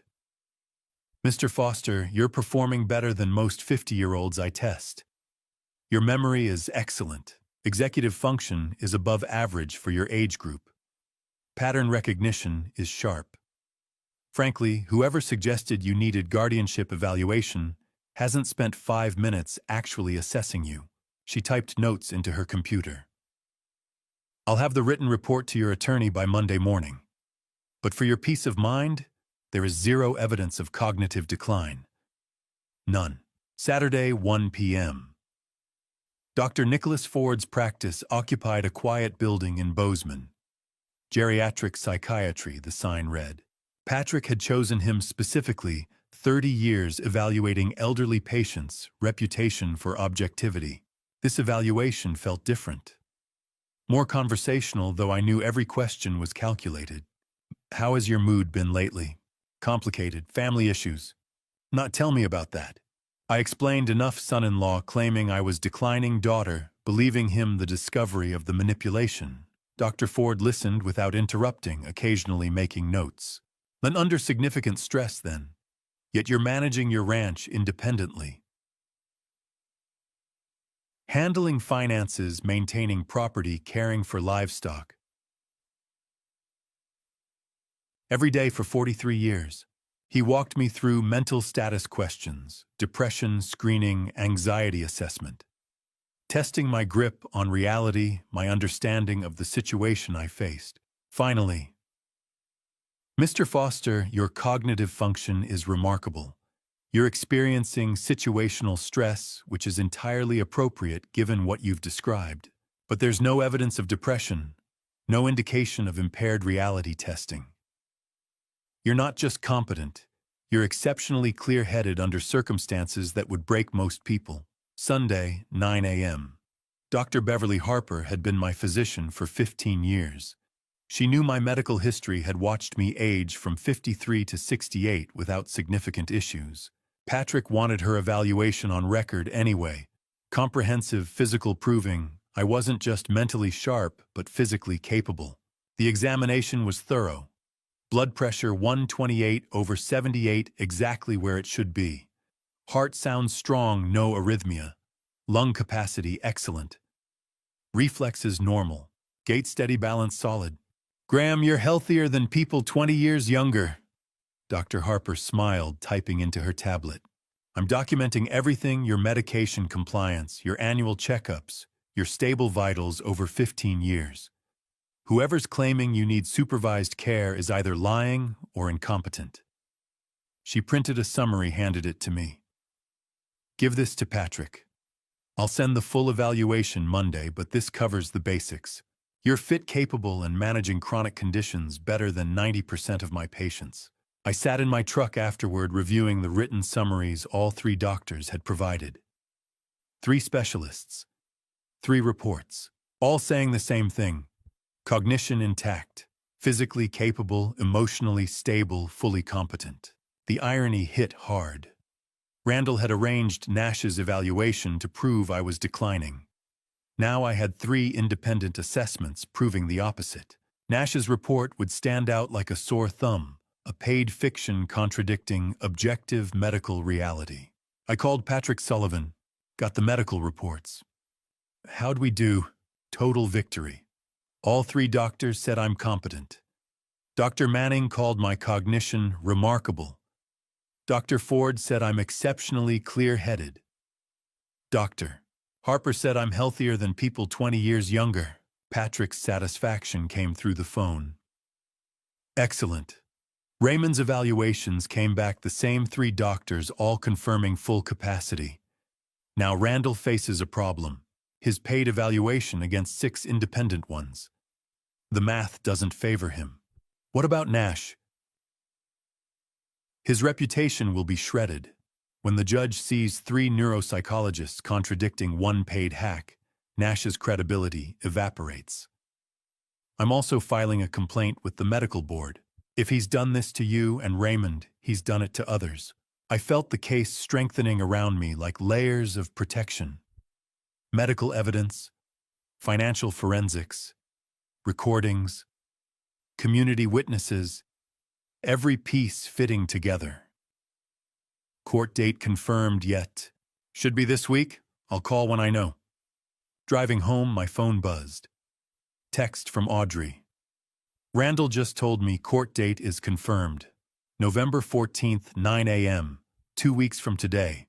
He's celebrating. Said, it's finally happening. Dad, he thinks he's already won. I texted back, good. Overconfident opponents make mistakes. See you tomorrow? We have surveillance to do. Tomorrow night, we'd photograph Randall and Courtney together. The final piece of evidence. The hammer that would nail shut the coffin of his lies. Surveillance is patience. Whether you're watching for predators near your cattle or photographing your son-in-law's betrayal, the principle stays the same: hold position, stay quiet, wait for the moment to reveal itself. I'd tracked animals in worse conditions than a Bozeman hotel parking lot, but I'd never staked out family before. That was a different kind of cold. Monday evening, 6:30. Marcus Quinn's surveillance van sat in the back corner of the Marriott lot, far enough to avoid attention, but close enough for clear sightlines. The kind of vehicle that looked like any contractor's work truck. Plain white tinted windows, equipment inside, hidden from casual view. Audrey sat beside me in the back, laptop open, showing camera feeds. Craig occupied the front passenger seat, silent, his jaw working like he was grinding something down to powder. Marcus handled the technical setup, telephoto camera, mounted on a stabilizer directional microphone, aimed at the fourth-floor balcony room Courtney had reserved, legal in Montana. Marcus reminded us as he calibrated equipment. Long as we're on public property and they're in view from public space, photography's fair game. Audio from a balcony facing public parking. Same rule applies for investigative purposes. The waiting was hardest. 43 years of ranching had taught me patience, but this was different. This wasn't watching for a difficult calving or waiting out bad weather. This was watching my daughter prepare to document her husband destroying our family. "You okay?" I asked Audrey quietly. She wiped her eyes, nodded. "I have to be." 7:15. A silver sedan pulled into the lot. Courtney Pierce, Craig's wife, stepping out alone. She checked her phone, adjusted her jacket, walked toward the hotel entrance with the casual confidence of someone who thought her secret was safe. Marcus's camera clicked, rapid fire. Timestamp 7:17 p.m. Clear shot of her face, her car's license plate, the hotel entrance. "Got her," Marcus murmured. 7:20. A second car, Randall's black BMW. He parked 3 spots away from Courtney's sedan, practiced distance, the spacing of people who'd done this before. He glanced around the parking lot with the wariness of someone checking for witnesses, then headed inside. More photos. 7:22 p.m. His face clear in the parking lot lights. His car. The hotel door closing behind him. Craig hadn't spoken since Courtney arrived. Now he made a sound, not quite a word, more like something breaking. "Steady," I said quietly. "We need this evidence." We waited. Marcus monitored the camera aimed at the 4th floor, watching room windows. 8 o'clock movement caught his attention. Balcony, northeast corner, 4th floor. The telephoto brought them into sharp focus on Audrey's laptop screen. Randall and Courtney stepping outside, drinks in hand, his arm around her waist. The kind of casual intimacy that came from 18 months of practice. Marcus activated the directional microphone, adjusted gain levels. "Audio's live, recording to redundant drives." Through the headphones we all wore, their voices came clear despite the distance. "You promised we'd be together after this." Courtney's voice plaintive. "We will be, but timing matters." Randall sounded patient, explaining something obvious. "If I divorce Audrey before the guardianship goes through, she gets half of nothing. If I wait until we control Graham's assets and Raymond's money, I can structure the divorce favorably. Claim financial hardship from elder care costs. The prenup has clauses for that." "You're using her." Randall laughed, casual, unbothered. "I'm calculating strategically. Don't you want real money? Or would you rather stay married to an accountant forever?" Craig's hand shot to the van's door handle. I grabbed his shoulder, held firm. "Not yet. We need this recorded. All of it." He stayed, but I felt the tremor of rage running through him. "What about Craig?" Courtney asked. "Craig, he's useful. Once this wraps up, you can divorce him. We'll have enough money that his opinion won't matter anymore." Audrey watched through the camera's viewfinder, tears streaming silently down her face. Her husband, planning to destroy her father. Laughing while he did it. "How much longer?" Courtney pressed. Court dates November 14th. 2 weeks. The petitions filed today, both Graham and Raymond. Dr. Nash's evaluations are solid. My brother and my wife will testify supporting guardianship. The judge will see concerned family members trying to protect declining parents. By Thanksgiving, the assets transfer to guardian control. By Christmas, I file for divorce and we're free. Marcus adjusted the recording levels, making sure every word captured cleanly. This wasn't just evidence of an affair anymore. This was conspiracy documented in real time. Financial exploitation, elder abuse, all of it in Randall's own words recorded on a balcony because his arrogance made him careless. What if something goes wrong? Courtney asked. Nothing will go wrong. Graham's already showing confusion, the whole town's talking about it. Raymond's evaluation happens tomorrow. Once Nash writes his reports, the medical evidence is locked in. My attorney says it's a 90% win rate for guardianship cases like this. And Audrey really doesn't suspect. Audrey. Randall's laugh carried clear disdain. She's so guilty about her father, she'd believe anything I tell her. Women are emotional like that, you just have to leverage it properly. Audrey's hands shook holding the laptop. I wanted to tell her to look away, that she'd heard enough. But we needed this. Every word, every casual cruelty, every calculated betrayal.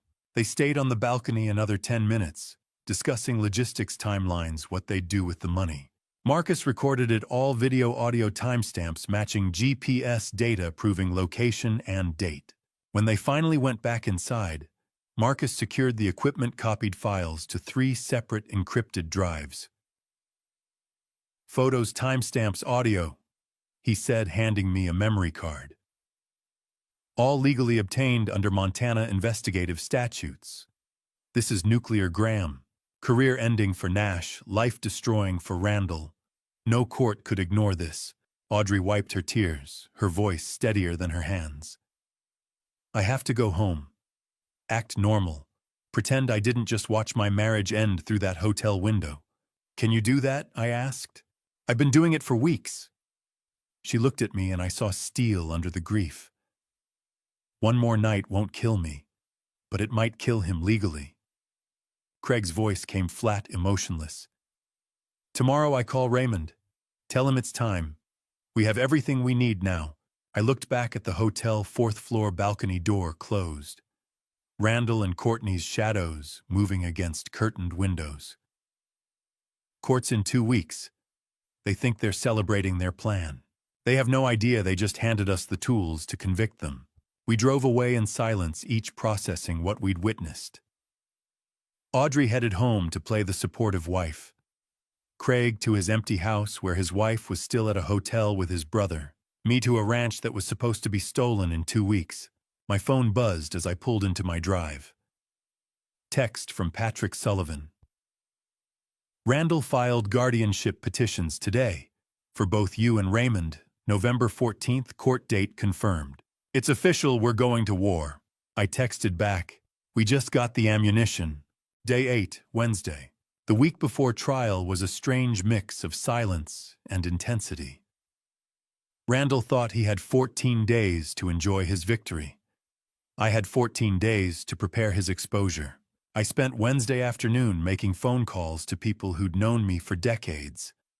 Not asking for favors, just giving them the truth and letting them decide. Donna Mills answered on the first ring.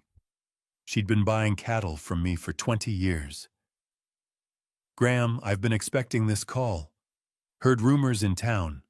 What's going on? I laid it out, Randall's guardianship petition, the claim that I was mentally declining the plan to seize control of my farm. Donna was silent for 5 seconds, then exploded. Stu, that's the dumbest thing I ever heard. You negotiated a $4,000 difference on a 30-head contract last month and your head no calculator.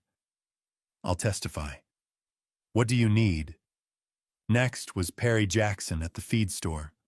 30 years we'd been doing business. When I explained the situation, he shook his head. Randall's an idiot if he thinks anyone around here will believe you're losing it. You caught my pricing error 2 weeks ago, a mistake I didn't even notice. I'll be there, Graham. By the end of the day, I had statements from 12 community members, ranchers, business owners, veterinarians, all willing to testify. Day 9, Thursday. Patrick called that morning. Just filed 8 pre-trial objections. Targeting Nash's methodology, Randall's financial disclosure procedural issues. Judge will review them Monday. I could hear the satisfaction in his voice. How bad? Bad for them. We're questioning Nash's credentials, his 91% guardianship approval rate, the $15,000 payment from Randall, the lack of independent medical review. If the judge accepts even half our objections, Randall's case collapses before we present evidence. Day 10, Friday. Randall and Audrey came to dinner. I watched him closely. He was comfortable. Too comfortable. Made jokes about Thanksgiving plans, mentioned something about next steps with the farm. Audrey kept her expression neutral, but I saw her fingers tighten on her fork when he mentioned selling off the south pasture. After they left, I called Craig. How's he acting? Confident. Told me yesterday the hearing's a formality. Said Dad's evaluation went exactly as expected and yours will too. He's planning to celebrate Tuesday night. I felt the cold satisfaction settle in my chest. Let him plan. Days 11 to 12. Weekend. Saturday and Sunday were spent organizing.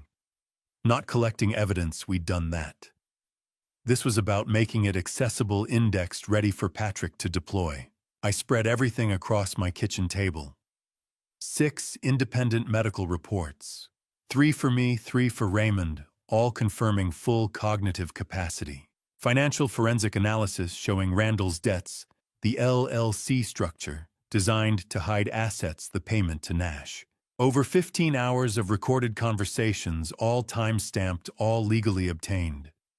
200 photographs documenting meetings, documents, surveillance. Witness statements from community members. 40 years of farm records proving consistent, competent management. By Sunday evening, everything was organized in labeled folders. Patrick could pull any piece of evidence in seconds. Day 13, Monday trial eve. Final strategy session with Patrick at his office. He reviewed Nash's assessment line by line, comparing it to our independent evaluations. The contrast was stark. Nash claims you showed signs of memory impairment, confusion about dates, difficulty with financial calculations. Patrick read. Meanwhile, Dr. Manning's neuropsych evaluation shows you performed better than 90% of your age group. Dr. Ford found 0 cognitive decline. Doctor, Harper said you're healthier than people 20 years younger. What's our play? We let Randall present his case first. Nash testifies, lays out his assessment. Audrey and Craig testify, initially supporting Randall, following the script. We don't object too aggressively. Let him think he's winning. Then we flip. Audrey plays the first recording, Randall explaining how he manipulated the evaluation. Craig follows with the financial evidence. We bring in our medical experts, community witnesses. By the time we're done, Randall won't just lose, he'll face potential fraud charges. That evening, I walked the farm under a sky full of stars. The air was cold, sharp, the kind of November night Vivian used to love. I thought about what we were risking. Not just the farm, though, that mattered, but legacy, trust, family. But I also thought about what we'd built. The evidence was overwhelming. The witnesses were solid. The strategy was sound. My phone buzzed. Group text from Patrick. Final check, everyone ready for tomorrow. Audrey, ready. Craig, ready. Raymond, ready. Let's finish this. I typed my reply. They have no idea what's waiting. The Bozeman courthouse looked like every government building I'd ever walked into, stone, imposing, designed to make you feel small before power. But I'd faced mountain storms and market collapses. A courtroom was just another test, and I'd studied for this one. Vivian always said justice was patient, never rushed. I kept that thought close as I walked through the metal detectors, past the marble columns, into the second-floor courtroom where my independence would be decided. 9 a.m. Court convenes. All rise. The Honorable Judge Carolyn Blake presiding. Judge Blake was in her early 60s, gray hair pulled back tight, reading glasses perched on her nose. She had a reputation, 30 years on the bench, known for seeing through polished arguments to find ugly truth underneath. That reputation was about to matter more than Randall understood. Please be seated. We're here for case number 2024-CV-1847, petition for guardianship of Graham Foster and Raymond Pierce. Counsel, state your appearances. Deborah Collins stood first. Mid-40s, expensive suit briefcase that probably cost more than a month's feed. Deborah Collins for petitioner Randall Pierce, Your Honor. Patrick rose beside me. Patrick Sullivan for respondents, Graham Foster and Raymond Pierce, Your Honor. I glanced across the aisle. Randall sat behind his attorney's shoulders, relaxed, small smile playing at his mouth. He wore a dark suit, looked concerned and responsible. The performance of a devoted son-in-law worried about his aging father-in-law. Behind him, Craig sat stone-faced. Audrey was in the gallery, hands folded in her lap, expression neutral. 9:15 a.m. Opening statement. Ms. Collins, you may proceed. Deborah stood, moved to the center of the courtroom. Thank you, Your Honor. This is a painful case about families protecting their loved ones. She painted the picture carefully. Graham Foster, devoted rancher, hard-working man, but showing troubling signs of decline. Memory lapses, confusion about dates, poor judgment. Raymond Pierce, retired principal widower, similarly struggling with cognitive issues that put him at risk. These families aren't acting out of greed, Your Honor. They're acting out of love and concern. They want to ensure their fathers receive proper care before tragedy strikes. Professional, sympathetic. If I didn't know the truth, I might have believed it myself. 9:30 a.m. Dr. Nash takes the stand. The petitioner calls Dr. Clifford Nash. Nash walked to the witness stand with practiced confidence. Mid-60s, silver hair, wire-rimmed glasses. He looked exactly like what he was supposed to be, an expert. After the oath, Deborah began. Dr. Nash, please describe your evaluation of Graham Foster. I conducted a comprehensive geriatric psychiatric assessment on October 28th. Mr. Foster exhibited significant cognitive decline. Memory deficits, he couldn't recall our previous conversation. Impaired judgment, confusion about financial matters. Disorientation regarding time and place. He spoke in measured tones, citing test results, clinical observations. To anyone who didn't know better, it sounded authoritative. And your recommendation?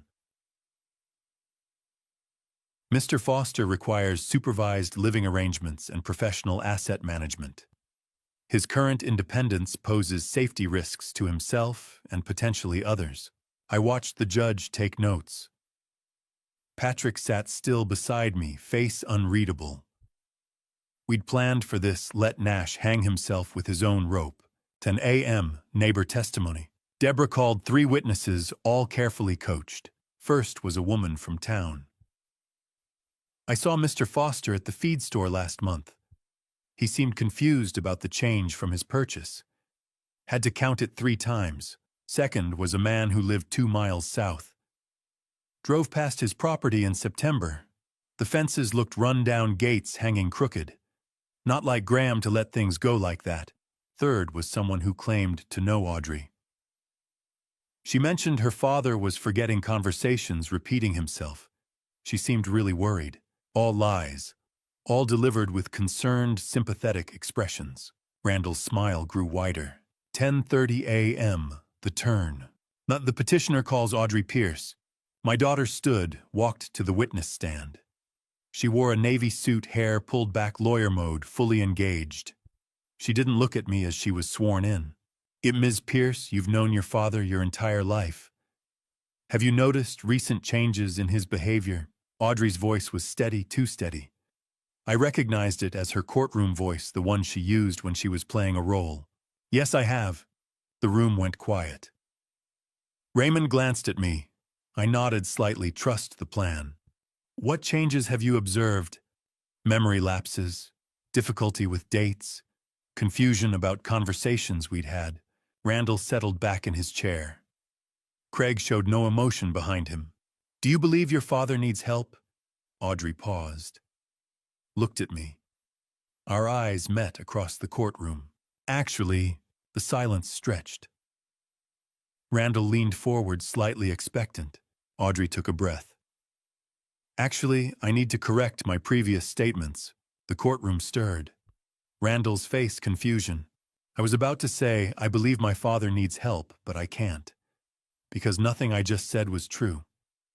The courtroom erupted. Randall half rose from his seat. Audrey, what are you? Judge Blake's gavel cracked. Order Ms. Pierce, explain yourself. Audrey reached into her purse, pulled out her phone. Your Honor, I'd like to submit evidence. Recordings made over the past 3 weeks of Randall Pierce confessing to a fraudulent conspiracy. Randall's face shock shifting to fury. Deborah Collins shot to her feet. Objection, Your Honor. This witness was called by the petitioner. Patrick Sullivan rose smoothly. Your Honor, Ms. Pierce is actually our witness. She's been cooperating with the respondent's investigation. We also have testimony from Craig Pierce. The judge looked toward Craig, who stood and walked forward. I watched Randall's face as his brother approached the witness stand. Betrayal written clear across his features. Craig. Randall's voice cracked. Craig didn't look at him. Sat down in the witness chair. Judge Blake's eyes were steel. This court is very interested in these recordings. Ms. Pierce, Mr. Sullivan, proceed. In the cattle business, you learn that truth is stronger than lies. Lies need maintenance justification, more lies stacked on top. Truth just sits there solid as fence posts waiting to be witnessed. Vivian used to say recordings don't forget or embellish. They just exist exactly as they are. Today, Randall's own words would prove that. 11 a.m., Craig's testimony. Patrick stood. Mr. Pierce, you initially participated in this guardianship petition. Why? Craig's voice was steady, controlled. Because my brother manipulated me. He told me our father was declining, that we were protecting him. I believed him because he's my brother. Randall stared, unable to process what was happening. When did you learn the truth? 2 weeks ago. Graham Foster showed me evidence that Randall had been having an affair with my wife for the past 18 months. The courtroom exploded. Courtney, sitting in the gallery, began crying. Randall shot to his feet. That's not... Judge Blake's gavel cracked like lightning. Mr. Pierce, sit down immediately. Craig continued, his voice carrying over the chaos. After I learned about the affair, I realized Randall was using my wife to keep me compliant. If I questioned the scheme, he had leverage. He manipulated Audrey, manipulated me, bribed a doctor, all for money. 11:30 a.m. First recording. Audrey connected her phone to the courtroom speakers. Your Honor, this recording is from 2 weeks ago. My husband didn't know I was recording. She pressed play. Randall's voice filled the room, confident and cold. Randall's voice. Your dad's had his time, Audrey. Now it's our turn. I see $3 million sitting dead on land doing nothing. Raymond has $2 million he doesn't need. We're in our 40s renting an apartment. I'm taking the opportunity. Audrey's voice. What about Courtney? Randall's voice. She's a convenient tool. Keeps Craig cooperative. Makes the scheme look legitimate, 2 families concerned about aging fathers. Audrey stopped the recording. Looked directly at Randall. You used everyone. Randall's face was pure rage. He stood shouting, You betrayed me. Bailiffs, Judge Blake commanded. 12 p.m. Additional recordings. Patrick played the second recording, a call between Randall and Craig. Randall's voice. Dr. Nash will write whatever we need. I paid him $15,000. He understands these situations. Craig's voice. That's smart. Randall's voice. It's business, brother. Judge Blake's eyes locked onto Dr. Nash, who had gone pale. 12:15 p.m. Hotel surveillance audio. Your Honor, we also have audio from a private detective's surveillance legally obtained. The balcony conversation played. Randall's voice. If I divorce Audrey before we have guardianship, she gets half of nothing. If I wait until we control the assets, I can structure the divorce favorably. Courtney's voice. You're using her. Randall's voice, laughing. I'm strategizing. Don't you want real money? Audrey watched Randall's face as his plans were exposed to the entire courtroom. The climax. Judge Blake's voice cut through the chaos like steel through fog. I've heard enough. Mr. Pierce, you attempted to use this court to steal from your own family. You corrupted a medical expert, manipulated your wife and brother, and have shown zero remorse. She looked at Dr. Nash. Doctor, you will be reported to the State Medical Board. Your assessment is rejected. She turned to Deborah Collins. Counsel, were you aware of any of this? Deborah Pale shook her head. No, Your Honor. I was provided information I believe to be accurate. Then you bear no fault. But your client faces serious questions. Judge Blake looked at Randall, now being restrained by bailiffs after his outburst. Mr. Pierce, I dismiss both guardianship petitions. Furthermore, I'm referring this matter to the district attorney for investigation of fraud, conspiracy, and witness tampering. She turned to Raymond and me. Mr. Foster, Mr. Pierce, I apologize that this had to come before my court. You are clearly competent individuals who were targeted. Then back to Randall. You are held in contempt of court. Bailiffs remove him. As Randall was led away, he screamed, This isn't over, Audrey. You destroyed everything. Audrey watched him go, feeling nothing. But the judge wasn't finished. We'll reconvene after lunch for final testimony. I want to hear directly from Mr. Foster and Mr. Pierce. After months of recordings, evidence, and exposed lies, everything narrowed to something simple. A 68-year-old rancher explaining to a judge why he deserved to live free on land he had worked for 48 years. Vivian used to say, I was better at doing than talking. But some truths must be spoken aloud, witnessed, and entered into the record. When Patrick called me to the stand that afternoon, I felt every eye in the courtroom. The morning had unraveled Randall's scheme, Audrey's turn, the recordings played in open court, Craig's quiet decision to testify against his own brother. Now it was my turn. Mr. Foster, how old are you? Patrick asked. 68, ranching 48 years. Describe your daily routine. I did. Dawn over the bitter roots. Livestock checks before breakfast. Moving cattle through pasture with practiced efficiency. Equipment maintenance, tractors and fence lines don't repair themselves. Afternoon, financial management, reviewing cattle prices, planning feed purchases, adjusting seasonal budgets. Decisions shaped by decades of experience, not confusion. How large is your operation? 280 acres. Grazing pasture, hayfields, full facilities. 120 head of Black Angus. I've managed it alone since my wife died 5 years ago. Any difficulty managing it? I met the judge's gaze. Montana winters hit 40 below. Markets rise and fall. Equipment fails at the worst moments. That's ranching. Difficult doesn't mean incapable. I handle what comes. Patrick let the words settle before holding up the medical reports. 3 independent physicians evaluated you this weekend. All found normal cognitive function. How do you explain, Doctor? Nash's conclusion. Dr. Nash never examined me, I said. You can't diagnose a man you've never met. He wrote what he was paid to write. Patrick then presented 40 years of records. Financial statements filled the courtroom screen, neat columns, accurate figures, decades of documented transactions. Livestock logs followed vaccination schedules, breeding programs, weight gains reflecting professional management. Maintenance records appeared current, organized, thorough. Tax returns filed on time every year. Bank statements showing independent deposits, withdrawals, and transfers. Are these the records of a declining man? Patrick asked. Judge Blake spoke before opposing counsel could object. I can read the records. Continue. Community witnesses followed. Donna Mills described how I diagnosed her tractor's fuel injection problem last month, saving her hundreds.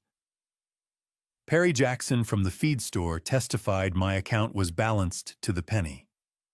Dr. Roger Bailey, County Veterinarian, confirmed my herd was among the healthiest in the region because of attentive professional care. They were not there to flatter. They stated facts. Raymond testified next with the steady voice of a former principal. He detailed his independent finances, his volunteer work, his active community life. His story mirrored mine, two competent men targeted not for incapacity, but for assets. He explained the scheme plainly driven by greed, not concern. After Raymond stepped down, Judge Blake reviewed the evidence in silence. Papers shuffled softly. The screen still displayed decades of documented competence. Randall's chair sat empty. He had been removed earlier for contempt. Finally, the judge spoke. I have presided over guardianship cases for 30 years, she began. Some are legitimate families protecting loved ones who can no longer protect themselves. This is not one of those cases. She looked from Raymond to me. You are both clearly competent. Your medical evaluations, financial records, and testimony establish that beyond doubt. More than competent, you are thriving. Mr. Foster, your ranch operations demonstrate remarkable capability. Mr. Pierce, your financial management is exemplary. Her gaze shifted toward the empty chair. What occurred here was not protection. It was a conspiracy to steal disguised as concern. Mr. Randall Pierce attempted to misuse guardianship laws to seize control of millions of dollars. He manipulated family members, sought to corrupt medical evaluation, and displayed no remorse when confronted. Then she turned to Audrey. Ms. Pierce, your father is fortunate. Not every family has someone willing to choose truth over comfort. You corrected a wrong. Audrey's eyes filled, but she did not look away. I dismiss both guardianship petitions with prejudice, Judge Blake continued. I order Mr. Randall Pierce to have no contact with Graham Foster or Raymond Pierce. I refer this matter to the district attorney for investigation. Mr. Pierce will pay all court costs and attorney fees. The gavel struck once. These men retain their freedom, their property, and their dignity. Court adjourned. The room slowly exhaled. Audrey reached me first, wrapping her arms around me. Dad, I'm sorry. I held her. You came back. That's what matters. Craig approached, face tight but steady. Thank you for showing me the truth. Raymond joined us, and for the first time in months I saw him smile without strain. Graham, we won. We did. Patrick stepped forward, practical as ever. The district attorney will request statements. Randall faces serious charges, fraud, conspiracy, possibly more. Legally, proceedings continue. But your guardianship threat is finished. Freedom. That word carried weight. I looked at Audrey. Are you ready for what comes next? She wiped her eyes and nodded. Divorce. Rebuilding. Doing it right this time. Raymond placed a hand on Craig's shoulder. The fracture in that family would take time, but truth had given it a foundation. The courtroom emptied around us, lawyers collecting files, observers whispering, the echo of finality still hanging in the air. I thought about the ranch waiting at home. Fences needing inspection. Cattle unaware of courtrooms and conspiracies. Life continuing steady and real. For months I had gathered evidence, recorded conversations, studied statutes, and prepared for battle. In the end, it came down to standing straight, speaking plainly, and letting facts speak louder than fear. Vivian would have understood that. As we stepped into the October afternoon, the air was crisp and clean. The mountains stood unchanged against the sky. I felt something settle inside me, not triumph, but restoration. They had tried to take my freedom through paperwork and deception. The law had seen through it. I turned to Audrey. Let's go home. And for the first time since this began, that word felt entirely secure. Winning in court was one thing. Living with what you'd won and what you'd lost was another.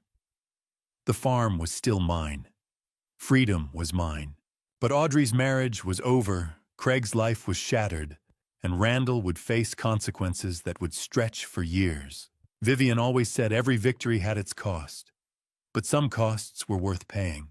The morning after the trial, I watched the brief news segment showing Randall being arrested at his attorney's office.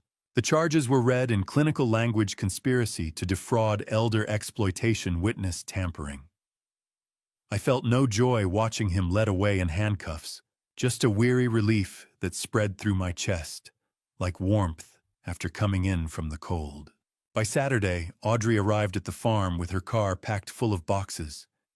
She stood in the driveway for a long moment before speaking. "I can't stay in that house anymore, Dad. Everything reminds me of him." I helped her carry the first box inside. "Your old room hasn't changed since you left."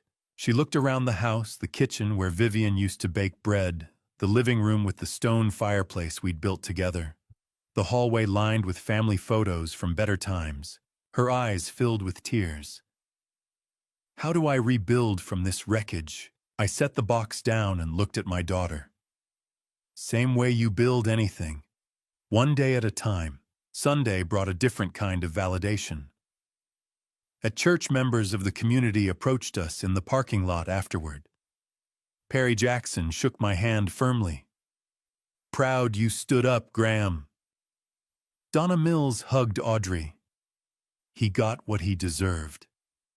Dr. Bailey clasped my shoulder. "Your family's in our prayers."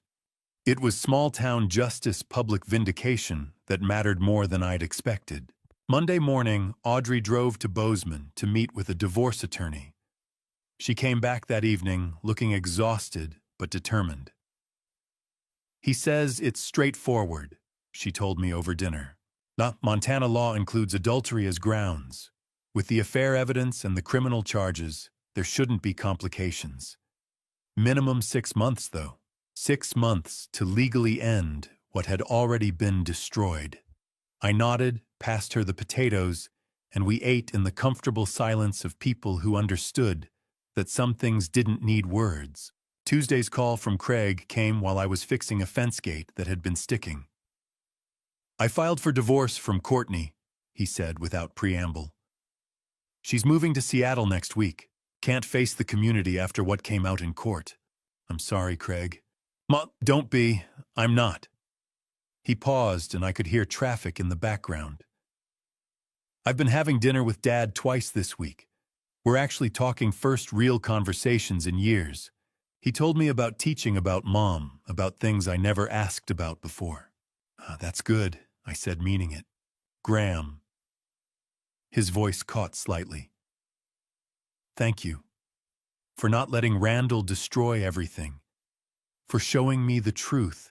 Midweek, Raymond and I met for coffee at the Meadowlark Cafe, the same place where we'd first formed our alliance, but this time as friends, rather than just allies united against a common threat. He stirred his coffee slowly, watching the steam rise. "So kids do?" "Craig's temporarily moved back home," Raymond said. "Helping me with some repairs I've been putting off. Says he wants to make up for lost time." He looked up, met my eyes. "Think he means it?" "Redemption is possible," I said. Raymond nodded slowly. "For some people, not all." We both knew who he meant. Thursday evening found us on the porch, Audrey and me sitting in the same chairs, where I'd sat alone that Sunday morning, weeks ago, overhearing the conspiracy that had started all of this. The air was colder now, late November, settling into early winter, but we'd bundled up in coats and brought out coffee. "I keep thinking about how close we came," Audrey said quietly, watching the stars emerge over the Bitterroot Mountains. "If you hadn't forgotten your hearing aid that morning, or if I'd confronted you immediately instead of investigating, or if I'd been too scared to wear that recorder, or if Craig hadn't chosen his father over his brother." The silence stretched between us, comfortable now, filled with Montana stars and the distant sound of cattle settling for the night. "Dad." Audrey's voice was small, younger than her 38 years. Do you forgive me? I looked at my daughter, complicated career marriage ending, living in her childhood bedroom, with boxes she hadn't yet unpacked. She'd made terrible choices, believed lies, nearly participated in destroying me. But she'd also found the courage to choose truth when it mattered most. Titi, I forgave you the moment you played that recording in court, I said. You came back. That's what matters. Audrey leaned her head against my shoulder, just like when she was small, and we'd sit on this same porch watching summer thunderstorms roll across the valley. My phone buzzed in my pocket. A text from Patrick Sullivan, DA's office, called. Randall accepted a plea deal, 5 years prison restitution for your and Raymond's legal costs. Avoids trial, admits guilt. Thought you'd want to know. 5 years. Not enough for what he'd tried to do. But justice of a kind. I texted back. Thanks. What about the protective order? His response came quickly. Active. He can't contact you, Audrey, Raymond, or Craig for 10 years after release. Everyone's safe. Safe. I looked out at my farm, felt my daughter's weight against my shoulder. Thought about the land Vivian and I had built together, stone by stone, fence post by fence post, season by season. We were safe and free and together. Tomorrow we'd start rebuilding. A year after the trial, autumn returned to Montana with familiar rhythms, cattle preparing for winter fields, turning golden early season snow, dusting the mountain peaks. The farm was thriving. So was my family. Vivian used to say autumn was for harvest, for gathering what you'd sown. This Thanksgiving, I understood what she meant. The farmhouse was full for the first time since Vivian died. Audrey moved between the kitchen and dining room, setting out dishes with the practiced ease of someone who'd grown up doing this. She lived in Bozeman, now had opened her own law practice, specializing in elder advocacy. The work suited her, turned what had happened into something meaningful. Dad, you don't need to do all this, she said as I checked the turkey. I've cooked Thanksgiving dinner for 45 years, not stopping now. Still proving you're competent.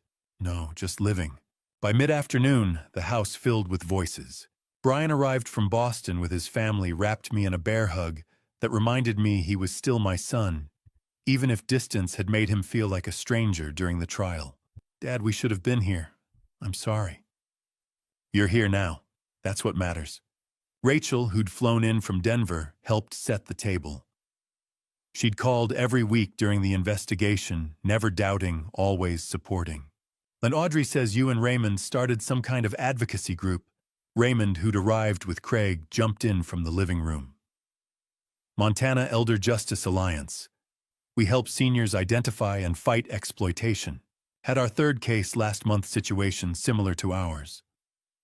His voice carried the satisfaction of purpose found late in life. Craig added, I handle the forensic financial work, help other families see the patterns. The accountant who'd nearly helped destroy his father now used those same skills to protect others. Audrey caught my eye across the room. And I handle the legal side pro bono. It's healing. Turning what happened into something good. When we finally sat down to eat, I stood at the head of the table with Vivian's photo watching from the mantel. Before we eat, I want to say something. This time last year, I thought I understood family loyalty, trust. Then I learned those things could be broken. I paused, met Audrey's eyes. But I also learned they could be rebuilt. I looked at each person in turn. My daughter made mistakes, but had the courage to fix them. Craig chose truth over easy lies. Raymond stood with me when we both could have just given up. And my children, even from far away, supported me through it all. I raised my glass. This year I'm grateful for truth, for courage, for family that came back, and for second chances. After dinner, Audrey and I walked outside onto the same porch, where everything had started, the same view stretching before us under different stars. You know what the hardest part is, Audrey said quietly. Not the divorce, not changing careers. It's living with the truth that I almost helped him destroy you. But you didn't. Only because you were smarter than he thought. If you'd been a little less capable, a little less strategic. But I wasn't. That's the point, Audrey. Randall made the same mistake so many others make, assuming age equals decline. That 68 means helpless. That gray hair means easy target.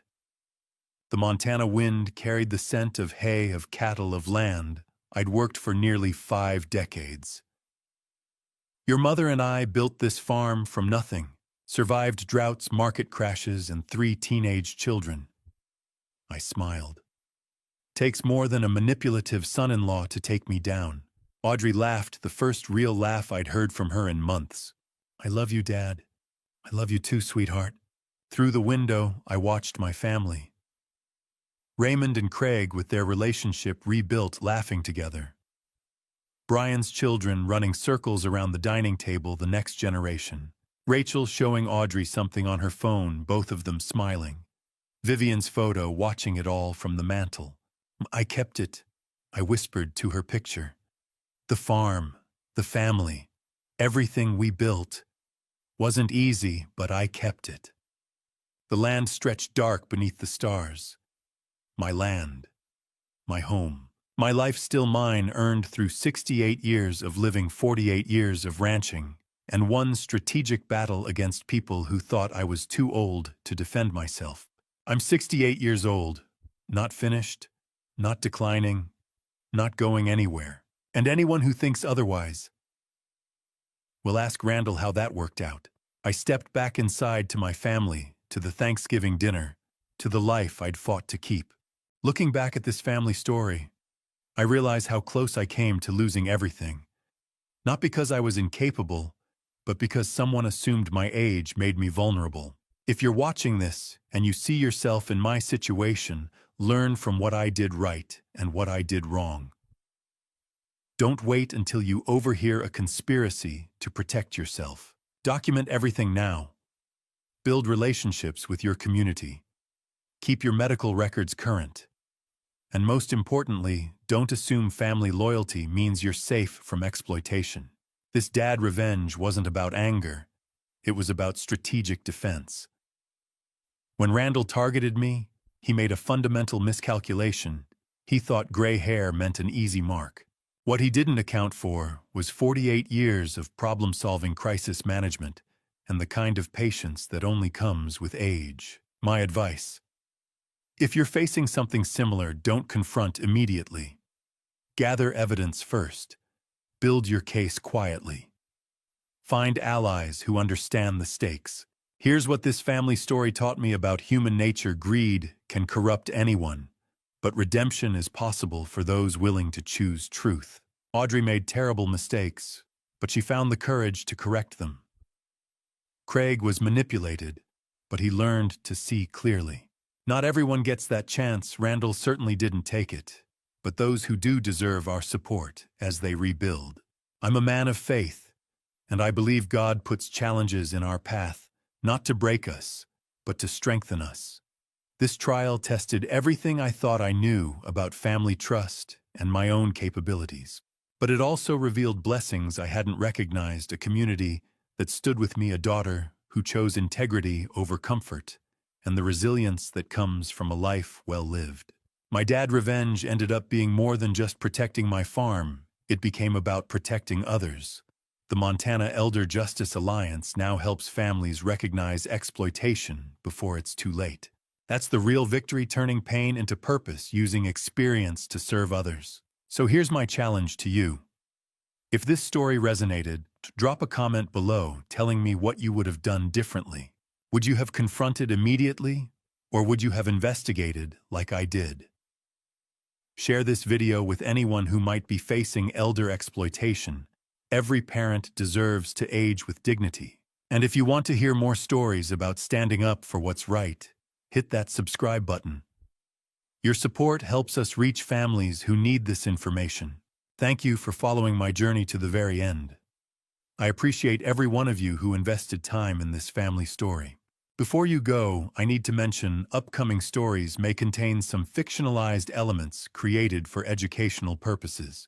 If that's not your preference, feel free to explore other content that better suits your interests. But if you're ready for real talk about real challenges, stick around, because we're just getting started.